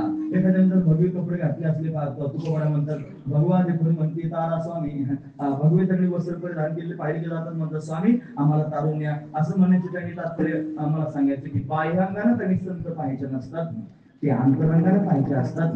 जे अशा पद्धतीने त्यांनी मला स्वतः मुक्त झालेले आहेत ते दुसऱ्याला मुक्त करू शकतात. ज्यांच्या संगतीमध्ये ज्ञानेकर महाराजांनी सतत हे सांगतात. काल परवा पण ते म्हणते बरं बघा एक सरळ सरळ मुद्दा आहे. समाधानाकरिता सुखाकरिता आपण ज्यांच्या संगतीत जातो ते संत नाहीत. ज्यांच्या संगतीत गेल्यानंतर स्वाभाविकपणे समाधान प्राप्त होतं ते संत आहे. हा महत्वाचा.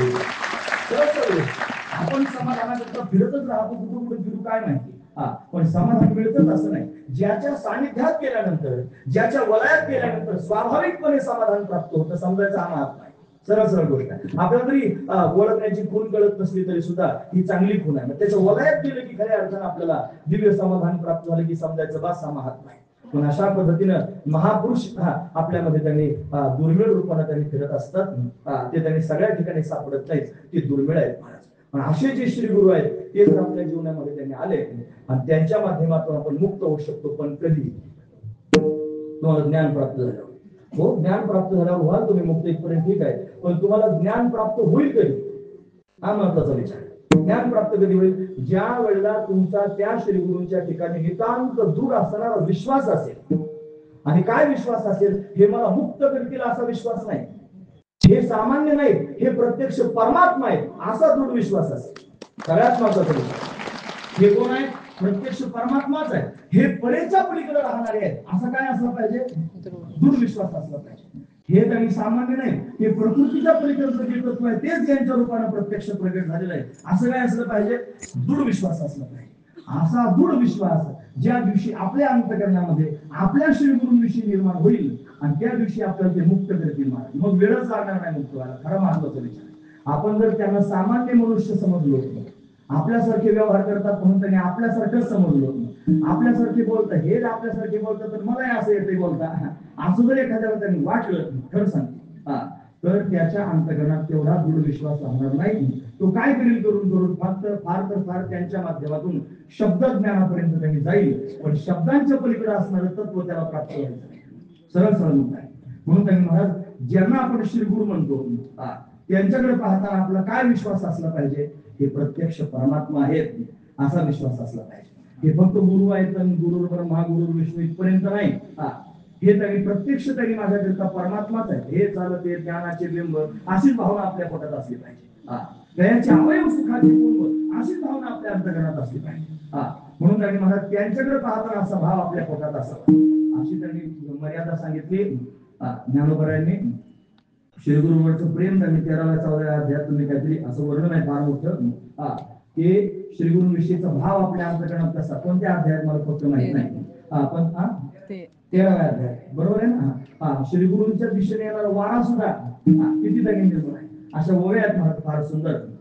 म्हणजे त्यांनी महाराज किती मी श्रीगुरूंच्या विषयी आम्ही माझ्या जीवनामध्ये आज गुरुपौर्णिमाच आहे, माझ्या जीवनामध्ये 5 महात्मे आहेत.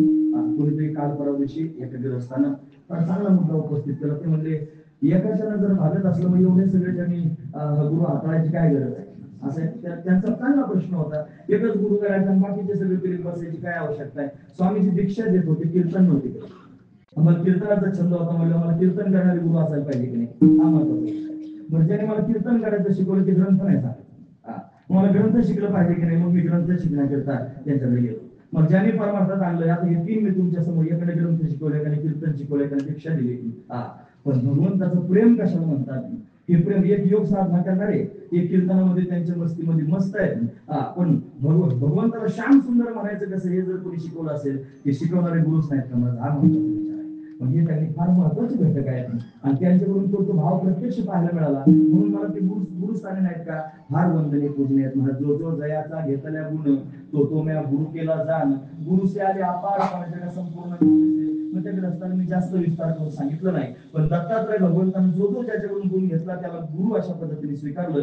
गुरु से आले अपार, पण अपार त्यांनी सगळं जगच गुरु दिसायला लागला अशी भावना आहे. म्हणून त्यांनी महाराज 5 महात्म्यांकडून 5 गुण जर मी घेतले असेल तर काय चूक केली हा महत्वाचा विचार आहे. मग त्यांच्याकडून जर मला मिळालं तर मी त्यांच्याविषयी कृतज्ञ असलं पाहिजे, कृतज्ञ नसलं पाहिजे. प्राप्त झाल्यानंतर मनुष्य बऱ्याच वेळेला कृतज्ञ होण्याची दाट शक्यता असते. एकदा मनुष्य बुवा बाबा झाला की मग ज्याच्या माध्यमातून झाला तोच त्याला करू लागायला लागतो. खरं सांगतो मी तुम्हाला. त्या दिवशी यशोधन महाराजांनी कीर्तनात सांगितलं बघा, त्याने एक शब्द वापरला, ते म्हणले मोठ्या झाडाखाली लहान झाड त्यांनी पोसत नसतं असं त्यांनी महाराज त्यांनी शब्द वापरले. पण खरं सांगू का, मोठं झाड ते मोठं झाडच असतं, ते खोड असतं महाराज. ते कधी आधार येईल सांगता येत नाही, ते आधार असतं हा महत्वाचा गोष्ट. मग मला पण त्यांनी एवढे महात्मे जीवनामध्ये भेटले, मी त्यांचा त्यांनी काही कमीपणा करून मोठा व्हायचा प्रयत्न नाही केला. त्यांचा मोठेपणा वाढवल्यानेच माझा मोठेपणा आहे. लोक काय मला तरी म्हणतात त्याच्याशी काय घेणं नाही. बरेच लोक म्हणतात हे आमचे गुरु आहेत, ते म्हणत असतील मला त्याच्याशी काय कर्तव्य नाही. पण मला जर विचारलं तू कोण आहेस, हे म्हणतात हे यांचे गुरु आहेत, मला विचारलं तू कोण आहेस, मी म्हणतो मी त्यांचा शिष्य आहे. माझ्याकडे मला ज्यांनी तत्वज्ञान सांगितलं मी त्यांचा, मला जन्मभर शिष्य व्हायचं, गुरु नाही व्हायचं.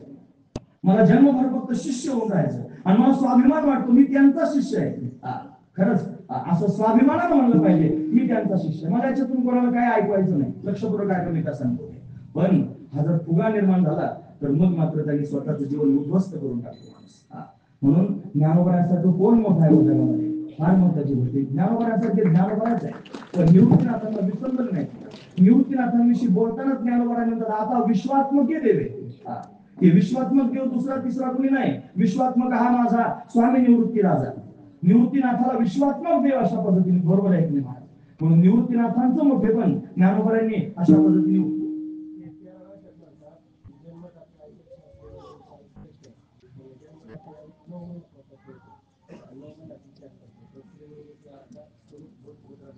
किती गोड वर्णन आहे. कोणी जरी माहित नसेल तरी सुद्धा हरी माया बाप पिंड पाळीला माया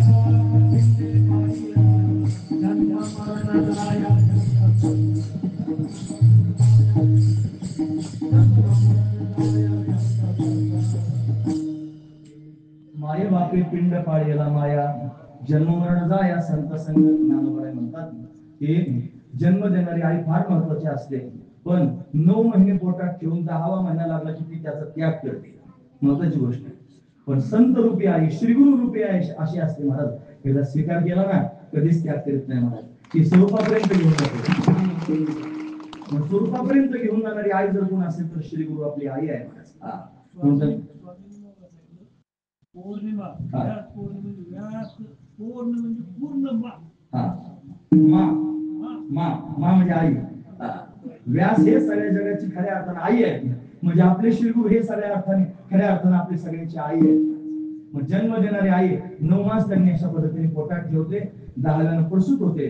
त्याला जोपर्यंत कळत नाही तो काय स्वतःने खात पित नाही तोपर्यंत त्याचं लालन पालन करते. पण एकदा का तो त्याचं सगळं करायला लागला, तिला जर 3 लेकरं झाले, एक तानं लेकरून एक हाताने घेऊन खाण्याजोग आहे, खरं सांगा ती कोणाला खाऊ घालणार?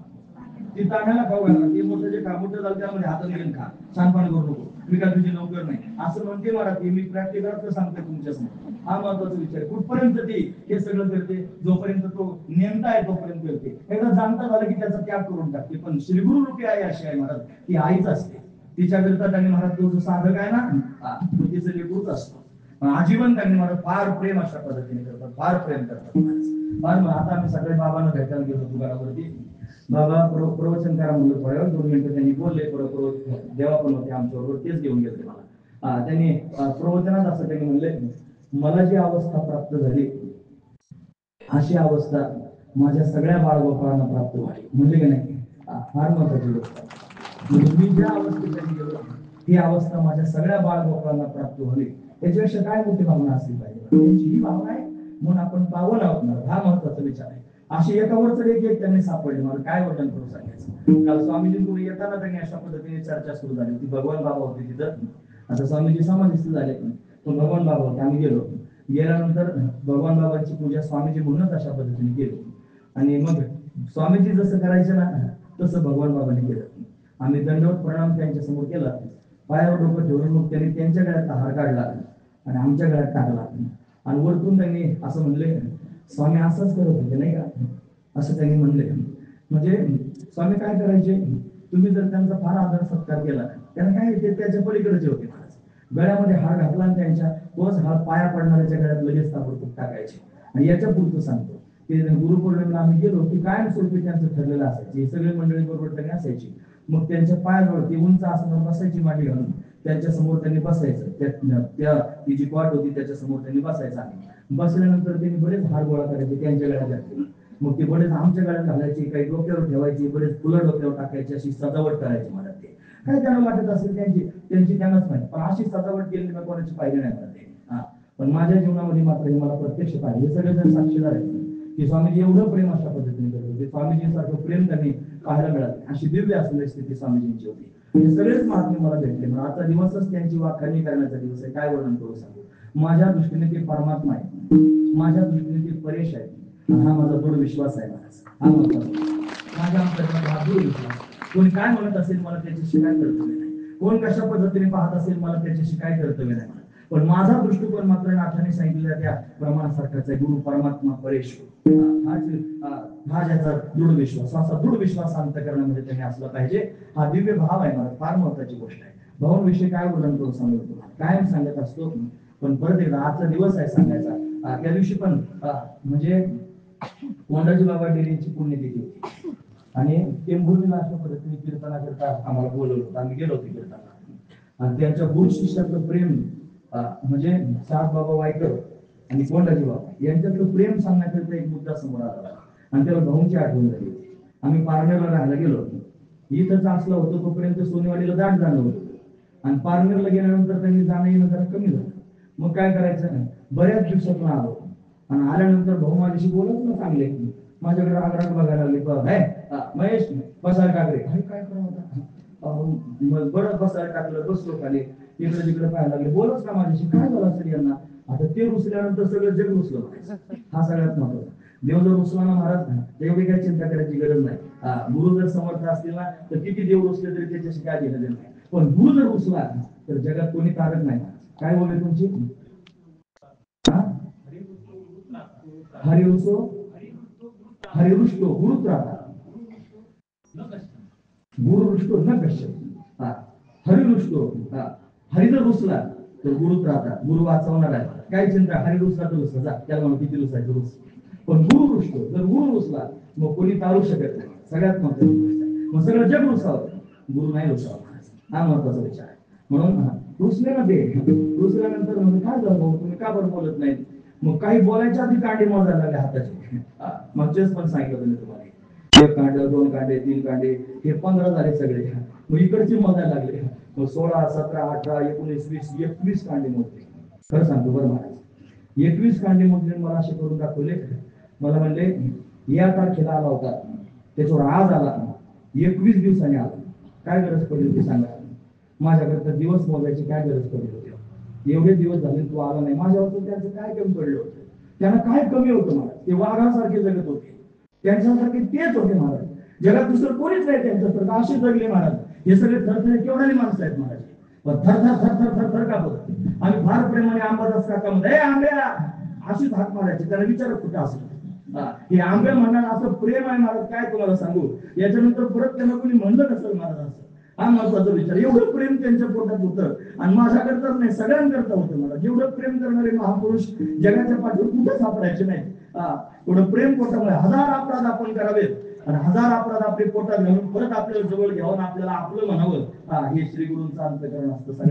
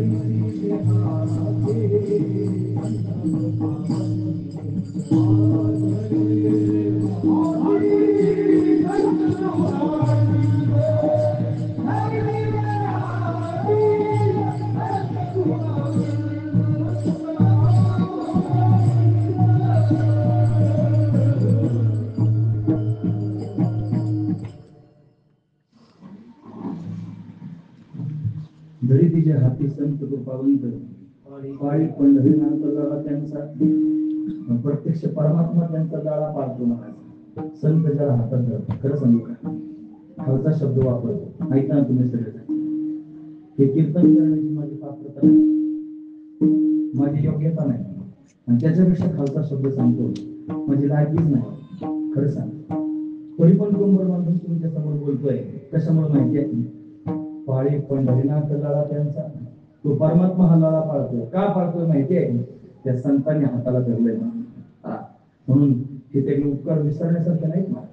मग ते गुरु झाले म्हणून मी तुमच्या समोर त्यांचं वर्णन करून सांगतोय. अहो ते कधी गुरु झालेच नाही. आता सकाळी बाबाला भेटून आलो, ते म्हणजे हे सगळं वैभव मोठ्या बाबांचं आहे, माझ्या गुरुनं मला दिलं आहे. म्हणजे गुरुचं वर्णन करीत होते.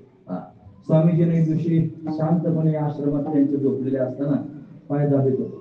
मी काय खास सेवा नाही केली, पण बसलो पायाजवळ. मग असाच विषय निघाला. फार वैभव त्यांनी पाहायला मिळालं. काहीच नव्हतं म्हणजे वनवन फिरावं लागत होतं. आखाडा वाढवण्याकरिता, हे सगळं संन्यासी परंपरा वाढवण्याकरिता फार कष्ट घ्यावे लागले. मग हे सगळं वैभव कसं काय तयार झालं. त्यांच्या गुरुचं नाव होतं राम नारायण महाराज. त्यांनी त्या आठवण केली गुरुजींची. म्हणजे बाळा, हे सगळं त्या मोठ्या महाराजांचं आहे, ते माझं काहीच नाही याच्यामध्ये. 95 वर्षाचे स्वामीजी, आणि 95 वर्षाच्या वयात म्हणत होते हे सगळं मोठ्या महाराजांचं आहे, आपलं काहीच नाही. म्हणजे कोण गुरु झाले का शिष्य झाले. आणि 95-100 वर्षाचं वय झालं, शरीर शांत झालं त्यावेळेला, पण शेवटपर्यंत स्वतःला शिष्यच म्हणत राहिले. हे त्यांचं मोठेपण होतं महाराज. भाऊ होते की नाही, भाऊ हे एक शब्द तरी बोलले कायम काय कीर्तनामधून त्या पाठामधून त्यांनी बोलताना घडीभर झालं की तोंडात दाणा सुद्धा त्यांनी बोला व्हायचा नाही. आणि एवढ्या टायमात म्हणायचे गुरुजी म्हणायचे, गुरुजी म्हणायचे, गुरुजी म्हणायचे. हे साक्षीदार आहेत महाराज सगळे. एवढं गुरुजींवर प्रेम होतं महाराज. म्हणजे ते काय गुरु म्हणत होते स्वतःला, भाऊनी कधीच पाय धुवून दिले नाही, कधीच पाय धुवून दिले नाही. हा, त्यांचा फोटो काढला, आपल्याकडे फोटो आहे त्यांचा. असा आशीर्वाद देणारा फोटो काढायचा होता आणि त्या फोटोग्राफरला बोलवून त्याचे पण फोटो काढून घेतला. पण मग त्यांना म्हणलं भाऊ असा एक आशीर्वाद देणारा फोटो काढा. नाही म्हणजे नाही देणार. म्हणजे आशीर्वाद द्यायला हात सुद्धा वर नाही केला. हो आज काय करतात, द्या ना आशीर्वाद. आशीर्वाद द्यायला हात सुद्धा वर नाही केला. मग काय केलं, छगन बाबांचा फोटो काढला, असा आशीर्वाद देणार. आणि तो फोटोग्राफर फार चांगला होता, तर असं म्हणला येडके, त्याच्याकडून ते एडिट करून घेतलं, फोटो एडिट केला आणि बाबांचा हात काढला एडिट करून फोटो माझा छगन बाबांचा आणि देवकर महाराजांच्या फोटोला लावला. मग तो हात असा आहे, बाबांचा हात आहे मला. कसं करतो मी तुमच्या समोर सांगतो. असं सुद्धा नाही केलं किती मिनिटं असेल, नाही तर आपण छाप मध्ये कोणी आपण आशीर्वाद द्यायचा आपली तयारी आहे. मला देतो कुठून, तुझ्याकडे काय द्यायला, आम्हाला विचार देण्याकरता असलं पण पाहिजे ना काहीतरी. तुझ्याकडे तपश्चर्या पण असली पाहिजे. जो येईल त्याला आशीर्वाद आयुष्यमान भाऊ. काय काय भाऊ तुझं काय भाऊ ते बघ ना आधी, आम्हाला विचार दुसऱ्याला काय काय भावायला लावतो. म्हणून आशीर्वाद सुद्धा द्यायचा नाही. एवढी सुद्धा त्यांनी महाराज भावना आमच्याकडनं होती की पाय धुवून दिले नाहीत कधी. आरती बळच त्यांची ओळखची, असं भाऊंचं जीवन होतं. काय वर्णन करून सांगतो. म्हणून त्यांनी दिव्य असणारे महाराज. का बरं हे सांगतो कशाकरिता, त्यांचं हे व्यवहारातलं संकुचित असणारं जे त्यांनी व्यक्तिमत्व त्यांनी संपून टाकलं होतं, ते व्यापक स्वरूपाला प्राप्त झाले. ते काय स्वरूपाला प्राप्त झाले, ते परमात्मा स्वरूपाला प्राप्त झाले. मानी देवा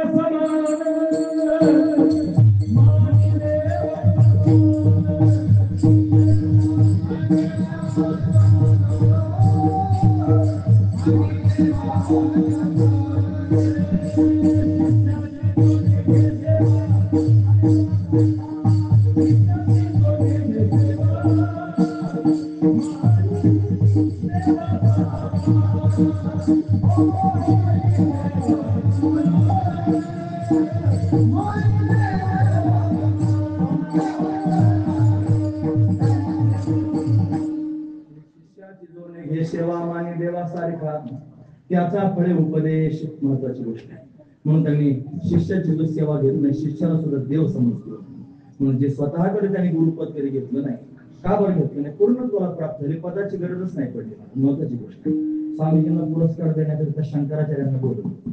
आपण दरवर्षीचा पुरस्कार देतो, इथं देतो. पण स्वामीजींना देण्याकरिता आपण तिथं गेलो त्र्यंबकेश्वरला, बरीच माणसं याच्यातली होती. त्यांना पुरस्कार द्यायचा झालं, मी त्यांच्याकडे गेलो, म्हणलं स्वामीजी तुम्हाला पुरस्कार द्यायचा आहे. तिला हसले, म्हणजे का बरं हसता. ते म्हणले अरे वेळा आम्ही पुरस्कार घेणारे नाही, आम्ही पुरस्कार देणारे आहोत. महत्वाची गोष्ट आहे. म्हणजे ते घेणारे नाही, तुझं काहीच नको आम्हाला. हा महत्वाचा, फार मोठी अवस्था आहे, काहीच नको तुमचं आम्हाला. नारायणगिरी बाबा त्यांनी आले बेटावरचे आणि लखनगिरी बाबांच्या त्या कार्यक्रमाला त्यांना बोलवलं आणि ते बोलल्यानंतर त्यांनी आम्हाला स्वागत करायला पाठवलं. दरवाजा उघडला, एकच शब्द खोलीपर्यंत जाऊस तर होते, आम्हाला तुमचे काहीच नको, आम्हाला तुमचे काहीच नको. म्हणजे मी हात धरून त्यांच्या समोर आदर सत्कार करीतो, तुझा आदर सत्कार मला नको, तुझं काहीच नको. त्यांची मोठी भावना होती. म्हणजे ज्यांना आदर सत्काराची आवश्यकता वाटत नाही, ज्यांना धनमानाची काही प्रतिष्ठेची आवश्यकता वाटत नाही, ज्यांना कुणी बुवा बाबा महाराज शास्त्री आचार्य पंडित म्हणावं असं वाटत नाही, जे स्वतःच्या मस्तीमध्ये मस्त आहेत, सामान्य माणसाबरोबर सामान्यासारखे होतात, कोणाच्याही पंक्तीला बसतात, कोणाच्याही गळ्यात हात घालतात, सामान्यासारखे अशा पद्धतीने सामान्य होतात, त्यांचा महिमा महाराज तो. पण ते सामान्य झाल्यानंतर लोक काय त्यांचा सामान्यपणा विशेषपणा सोडित नाहीत महाराज. ज्ञानोबरासारखे सामान्य झाले, लोकांनी लाथा मारायला सुरुवात केली. तुकोबरासारखे सामान्य झाले, राबून घेतले महाराज. इथं तुकोबरांच्या स्थानावरून त्यांनी महाराज मंडळी आलेले आहेत. चरित्र तुम्ही बघा म्हणजे तुमच्या लक्षात येईल. पण तुकोबरांचं चरित्र त्यांनी कसं आहे, त्याच्यामध्ये सगळे लोक ते सामान्य झाले म्हणून लोकांनी लाथाला सुरुवात केली. हा महत्वाचा विचार आहे.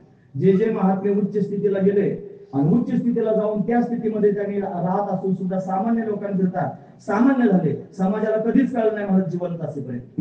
हा महत्वाचा विचार. कधी कळाले मग, ते गेल्यानंतर आरत्या वाढतात लोक, ते गेल्यानंतर त्यांनी त्याच्यावर पाणी घालतात लोक, ते गेल्यानंतर त्यांच्याकरिता यात्रा करतात लोक, पण कधी करतात ते गेल्यानंतर करतात. ही आपल्या मातीची जुनी परंपरा आहे महाराज, अशीच परंपरा आपली की आहे तोपर्यंत त्यांची किंमत कोणाला कळत नाही. हा महत्वाचा विचार आहे. असू द्या, म्हणून त्यांनी ते दिव्य असणारे महापुरुष आहेत ते त्या दिव्य स्थितीपर्यंत घेऊन जातात. जर आपल्याला दिव्य स्थितीपर्यंत जायचं असेल, जर आपल्याला परमात्मा स्वरूपापर्यंत जायचं असेल, आपण उपक्रम करताना असा उपक्रम केला आपल्याला साध्यापर्यंत जायचंय. साध्य म्हणजे परमात्मा, भगवंताला प्राप्त करून घ्यायचंय.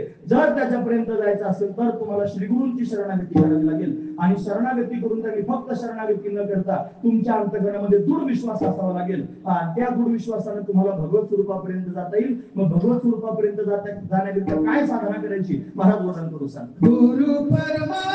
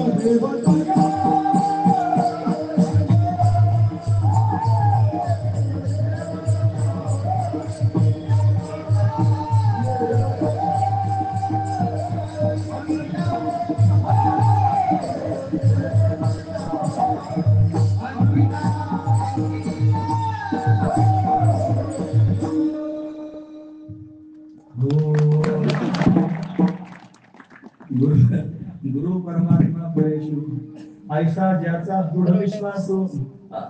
कोण परमतत्वापर्यंत जाईल? ज्याच्या अंतर्गत असा दृढ विश्वास आहे. तुम्ही ऐकतात ना सर्वजण? कोण मोक्ष स्वरूपापर्यंत जाईल? ऐसा ज्याचा दृढ विश्वास आहे. कैसा विश्वास? गुरु परमात्मा परेशु असा ज्याचा दृढ विश्वास अंतर्गत आहे तो परमतत्वापर्यंत जाईल, तो भगवत प्राप्तीपर्यंत जाईल, तो मोक्ष स्वरूपापर्यंत जाईल. फार महत्वाचा विचार. पण मोक्ष स्वरूपापर्यंत जर जायचं असेल तर हाच मुद्दा अंतःकरणात असला पाहिजे. नाहीतर त्यांच्या बाह्यांगाला जर तुम्ही पाहाल, त्यांच्या बाह्य व्यवहाराला जर तुम्ही पाहाल आणि त्यांना जर तुम्ही गुरु म्हणत असाल आणि जर त्यांचे बाह्य व्यवहार, त्यांच्या बाह्यांगातल्या सगळ्या प्रक्रिया जर तुमच्या दृष्टिकोनातून, समाजाच्या दृष्टिकोनातून, लौकिकाच्या दृष्टिकोनातून, व्यवहाराच्या दृष्टिकोनातून जर तुम्हाला चुकीच्या वाटल्या आणि ह्या चुकीच्या गोष्टी त्यांनी लोकांचं ऐकून तुम्ही मनावर घेतल्या आणि त्या मनावर घेऊन जर तुम्ही त्यांनी हा भाव, विश्वास जर अंतःकरणातून गळबळून टाकला तर नुकसान त्या गुरुचं होणार नाही. तो त्याच्या मस्तीत मस्त जाय. त्याला काय करायचं? नुकसान तुमचं होईल. लक्षात ठेवा, अधोगती त्याने गुरुची होणार नाही, अधोगती तुमची होईल. का होईल? विश्वास संपून जाईल म्हणून, विश्वास कमी पडेल म्हणून, गळमळीत अवस्था तुमची होईल. आणि म्हणून तो त्याला काय, त्याला डिग्री लावायचं काय काम नाही महाराज. तो काय परमात्मा स्वरूपाला प्राप्त. तुम्ही परमात्मा स्वरूपाला प्राप्त झालात का? तुम्ही परमात्मा नाहीत का? आहेत. पण तुम्हाला ती स्थिती प्राप्त झाली का? नाही. मग तुम्हाला डिग्री लावण्याचा अधिकार आला का? नाही. तुम्ही परेश प्रकृतीच्या पलीकडे गेलात का? नाही. तुम्ही परावानीच्या पलीकडची स्थिती प्राप्त करून घेतली का? नाही प्राप्त करून घेतली. मग तुम्ही जर त्या स्थितीपर्यंत गेले नाही आणि त्या स्थितीपर्यंत गेलेल्या महात्म्याचा व्यवहार पाहून जर तुम्ही त्याला डिग्री लावण्याची त्यांनी योग्यता ठेवत असाल तर तुमची काय डिग्री आहे? हा महत्वाचा विचार आहे. म्हणून मला एकच सांगायचं, तुम्ही त्यांनी डोळे झाकून विश्वास ठेवा. कोणावर? परमात्मा स्वरूप परीच्या पलीकडे गेलेले आहेत असा विश्वास श्री गुरूंविषयी ठेवा. कदाचित तो ज्याला तुम्ही गुरु म्हणता तो परमात्मा स्वरूपापर्यंत गेलेला पण नसेल, कदाचित तो परीच्या पलीकडच्या स्थितीला गेलेला पण नसेल, पण तुमच्या पोटात मात्र दृढ विश्वास असेल तरी पण तुमचं काम होईल. ते कांदा मुळा भाजी रांगडा माणूस होता आणि त्याला त्यांनी महाराज मला मंत्र द्या, मला मंत्र दिला कांदा मुळा भाजी, आणि एवढा मंत्र त्यानं पाठ केला, मला त्याचा अनुष्ठानच केलं 4:30 वाजेपर्यंत. नदीच्या पलीकडे जायचं होतं, गुरुला त्यांनी भेटलं दुसऱ्या वर्षी आणि चला म्हणलं माझ्या बरोबर. ते म्हणलं कसं काय जायचं? पूर आलं. मी आलो नाही का मला पुरावर? कसं काय आले? मला ती घोंगडी टाकली, चल घोंगडी पहिली फिरा. लगेच आली मला घोंगडी इकडं. आणि कसं काय तुला कसं काय आता? म्हणजे तुम्ही केलेला मंत्र नाही का? बघा तो मला येड्याला कांदा मुळा भाजी मंत्र दिला. मंत्र नाही महत्वाचा, विश्वास. मंत्र नाही महत्वाचा, विश्वास हा महत्वाचा. तुमचा उद्धार कोण करणार आहे? विश्वास करणार आहे. इथं त्यांनी गुरु असा असलाच पाहिजे असा दावा नाही, तुमचा विश्वास कसा असला पाहिजे हा दावा. गुरु परमात्मा परेशू आयसा ज्याचा दृढ विश्वास, एवढा विश्वास तुमचा जास्त महत्वाचा आहे. विश्वास तिकडे पाहताना विश्वास बरोबर याचा पक्का विश्वास आहे, त्याची काही चिंता करू नका. कोणता विश्वास? हा विश्वासच तुम्हाला तारून येईल. त्या गुरु सामर्थ्य ऐकणे ती लांबची गोष्ट आहे. नारायण बाबांविषयी तुम्ही ऐकलं नसेल, पाहिलं असेल त्यांना. महाराज त्यांच्या अंगाला जखमा होत्या सगळ्या.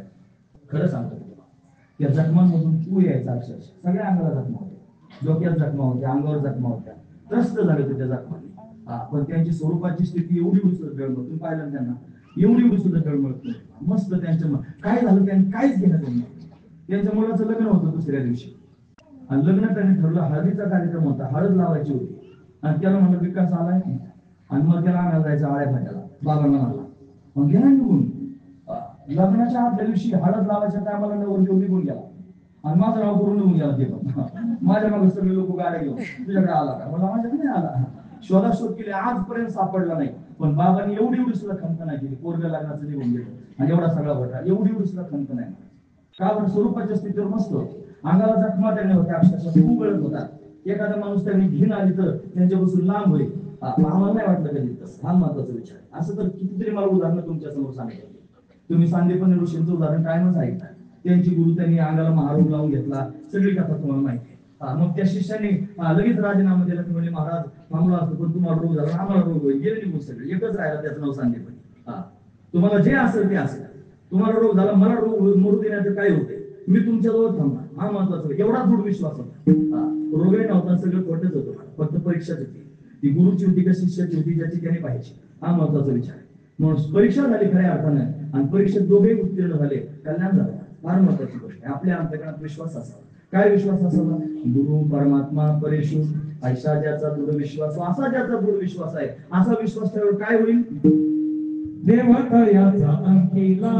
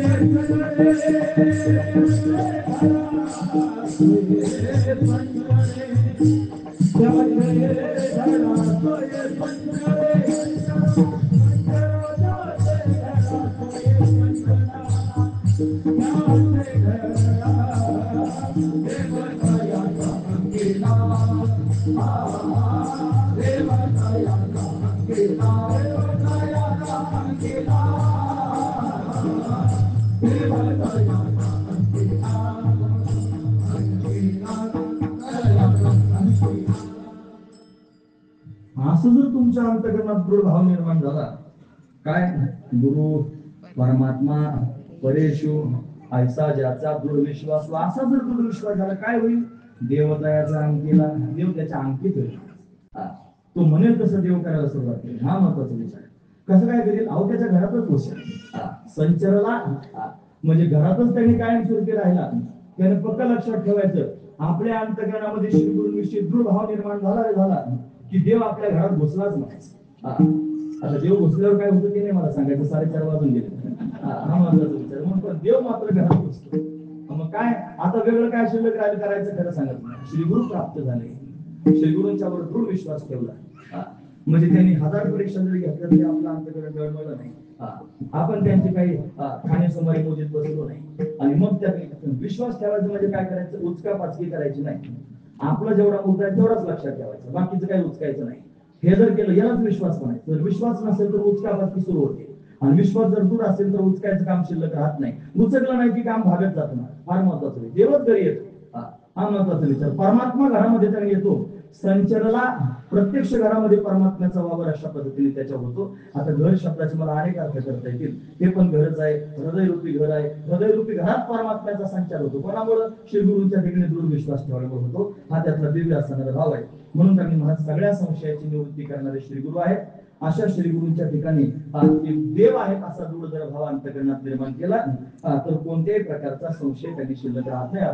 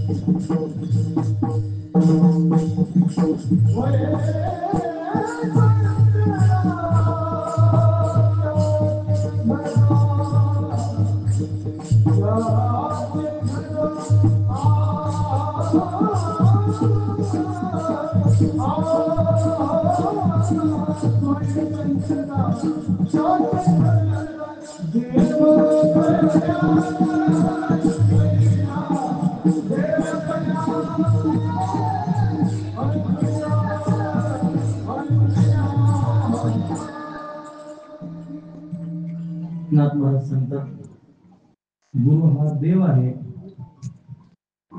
याच्याविषयी कोणत्याच प्रकारचा संशय जर आपल्या अंतकरणात नसला तर देव आपल्या घरी स्वतःहून अशा पद्धतीने चालत येईल. परत सांगू का?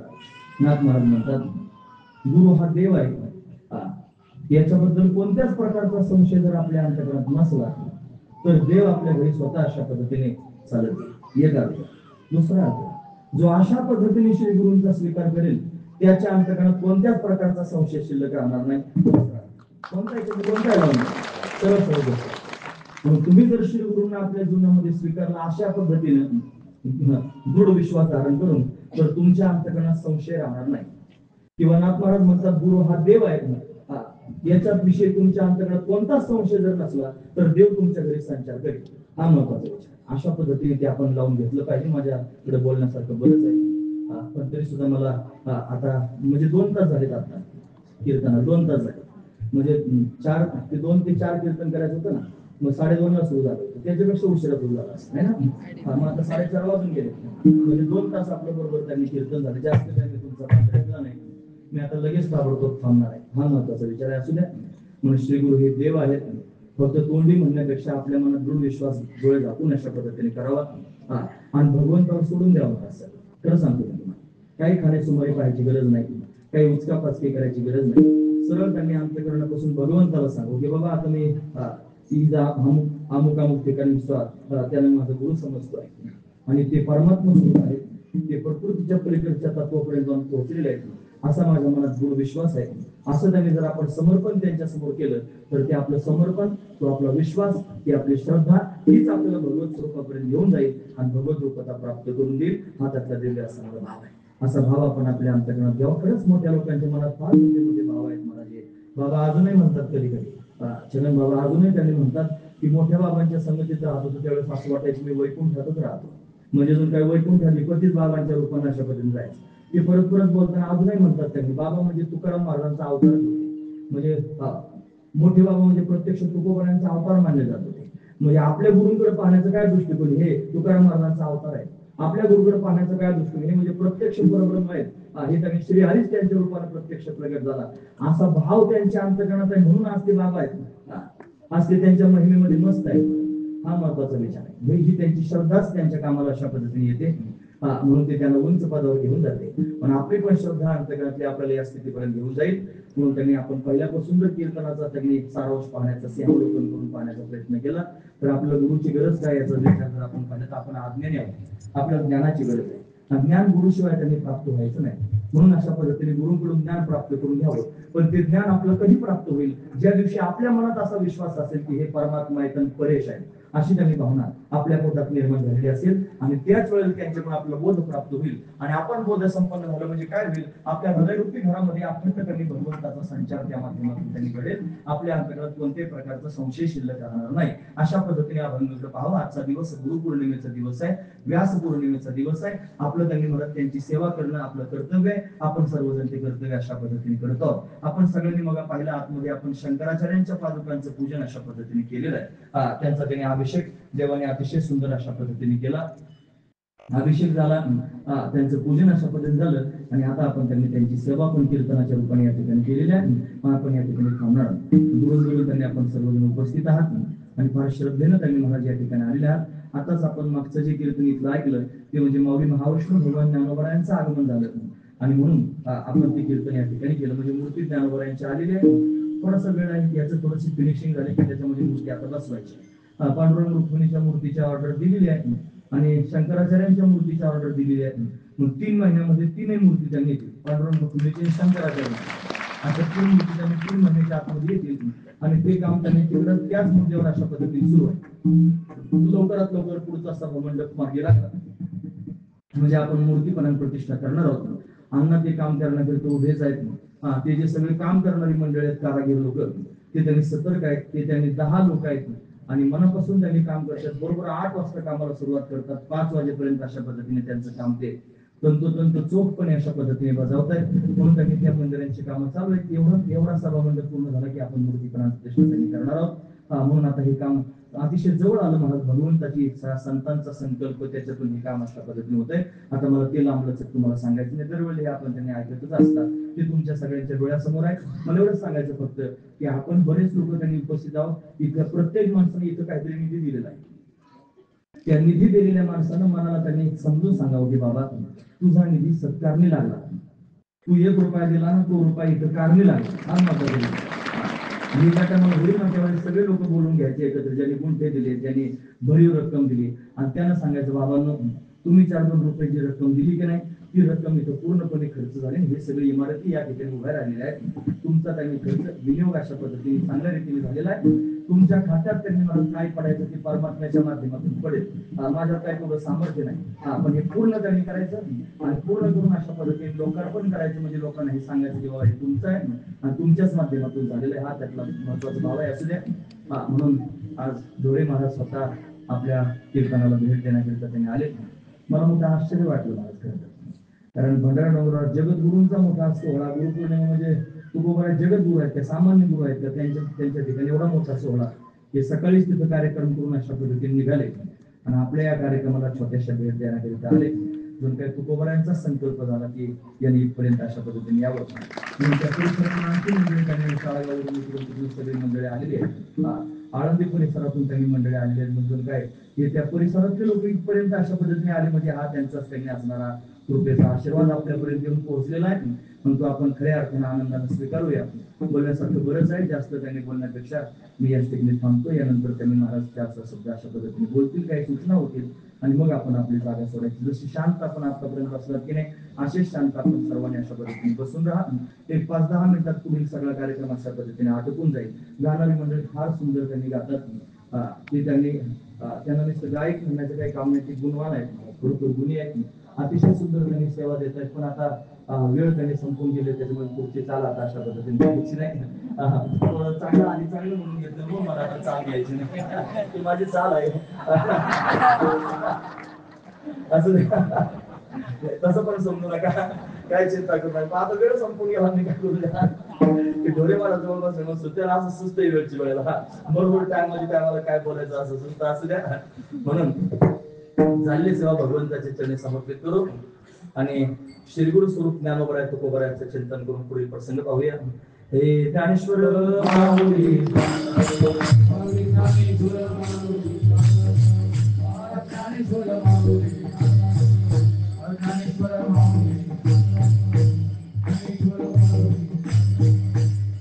जगद्गुरु शंकराचार्य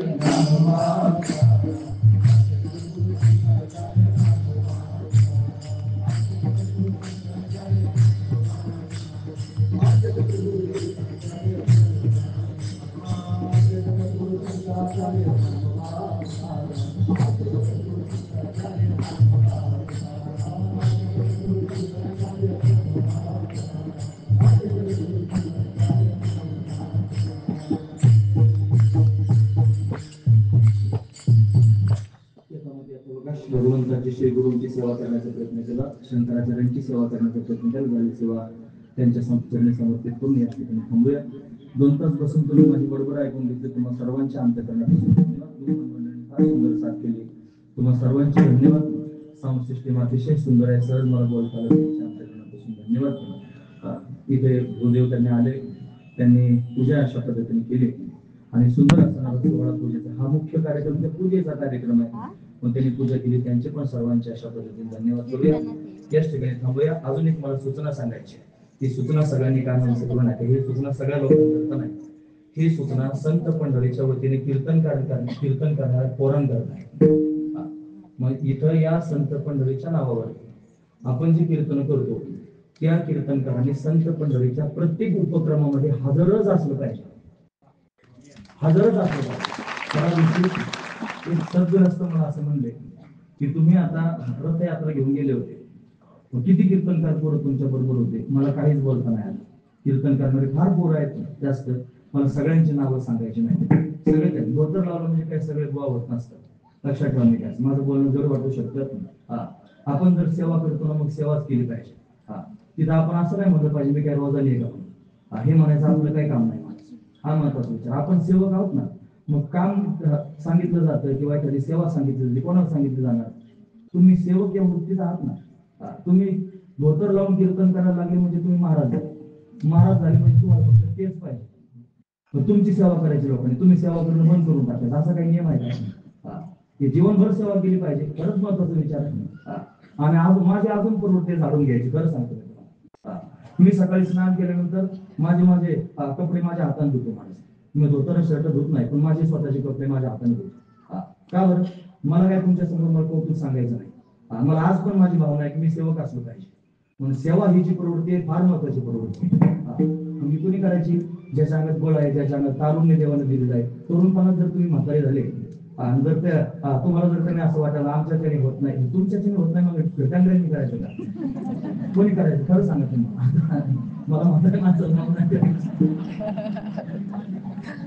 ते बघ हे बाजारात त्यांनी दिंडी समितीचे अध्यक्ष आहेत आणि ते म्हणतात माझे कपडे मी धुतो. त्यांचं काय वैभव तुम्हाला घरचं काय सांगायचं? कीर्तन कोणाचं घरचं सांगायचं नाही, घरचं काही कमी वैभव आहे का? मग का बरं? हेच त्यांनी खऱ्या अर्थाने या सगळ्या गोष्टी लक्षात घेण्यासारख्या आहेत. म्हणून जेवढे संत पंढरीच्या वतीने कीर्तन करणारे कीर्तनकार पोरं आहेत, त्या सगळ्या पोरांना माझा राग आला तरी चालेल, येऊ करतो, मला कुठं नांदायचंय, माझं सगळं नांदून झालं. आजही मला सगळ्या लोकांनी राजीनामा दिला ना, एक सेल्फी काढला की वर्षभर चालतो, असं त्याचं म्हणणं आहे. बस मस्त रंगरंगोटी करून त्यांनी यायचं, बाबाच्या मागं पुढे थोडं हिंडायचं, झालं की आपलं काम झालं. बस आपण बाबांच्या फार जवळचे. आणि काय जवळचे?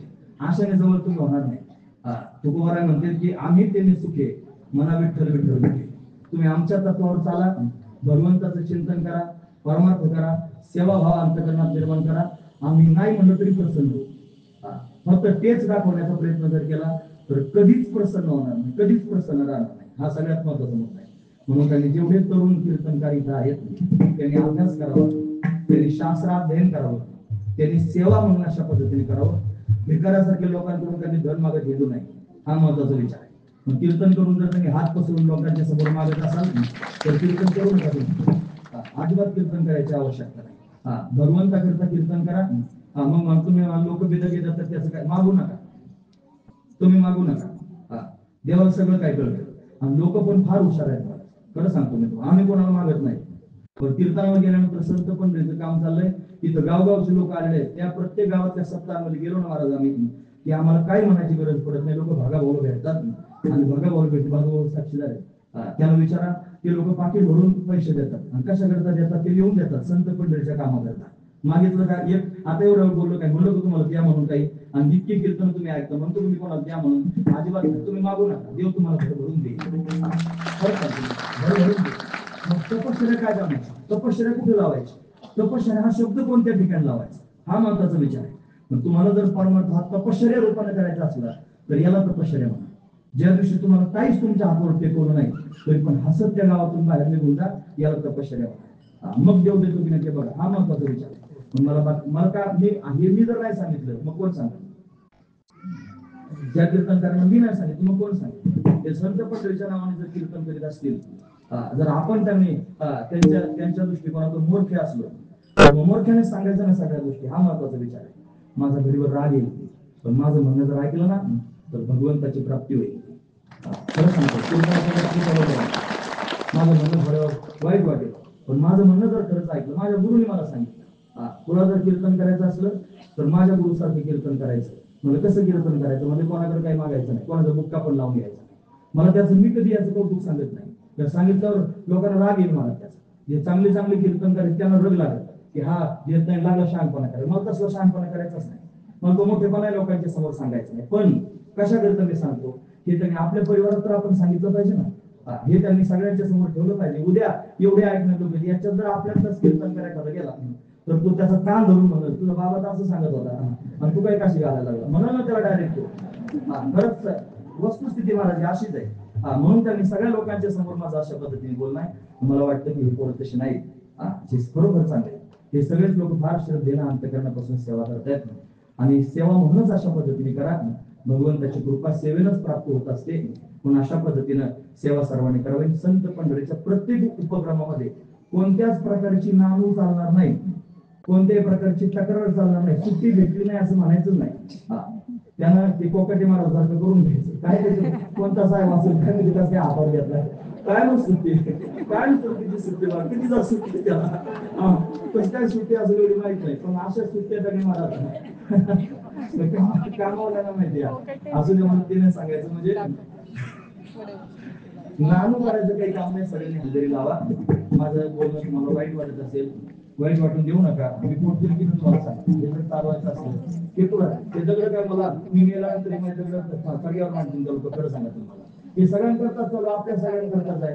हे आपणच पुढे चालवायचे, पोरांनीच पुढे चालवायचं नाही, हा महत्वाचा विचार आहे. पोरांनी सक्षम झालं पाहिजे. तुम्हाला उद्या लोक महात्मा म्हणतील. कधी महात्मा म्हणजे त्यांना तरी म्हणते जेव्हा त्याचा खरोखर कसाला लागला जातो तेव्हा लोक महात्मा म्हणतात. कोणाला पण कोणी महात्मा म्हणत नाही, खरं सांगतो मी तुम्हाला. म्हणून महात्मा या स्थितीपर्यंत जर जायचं असलं तर अशा पद्धतीने लगेच सगळ्यांनी अशा पद्धतीने कार्य करावी, भगवंताचं चिंतन करावं असल्या. म्हणून मला एवढी सूचना राजरोज सगळ्यांच्या समोर सांगावं वाटली म्हणून मी ती सांगितली. यानंतर त्यांनी अजून एक सूचना सांगतो की म्हणजे अशी की मागच्या वेळेला वहीची सूचना सांगितली होती की या नाम जपाच्या वह्या आहेत, त्याच्यामध्ये विठ्ठल विठ्ठल नाम जप अशा पद्धतीने लिहायचं गोरडे महाराजांनी आपल्याला मागच्या वेळेला सांगितलं होतं. त्या वह्या अशा पद्धतीने आदरणीय श्री घेगडे महाराजांनी, बरोबर आहे ना, या वह्या आपल्या समोर त्यांनी छापून आणलेल्या आहेत आणि ते वाटप करण्याकरताच आणलेले आहेत. म्हणजे किती 10,000 रुपये लागले ना 200 वह्यांना, किती बरोबर आहे महाराज? 10,000 रुपये 200 वह्यांना लागले, बरोबर आहे. हारकुटीमध्ये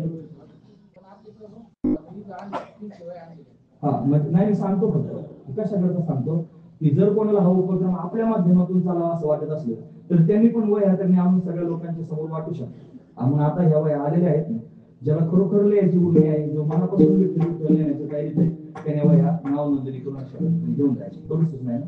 बस झालेली सेवा पुन्हा एकदा भगवंताच्या चरणी समर्पित करून या ठिकाणी थांबूया. मोठ्या प्रेमाने चाल झालीच असेल तरी धरून मोठ्या प्रेमाने भगवंताचं चिंतन करते कसं ते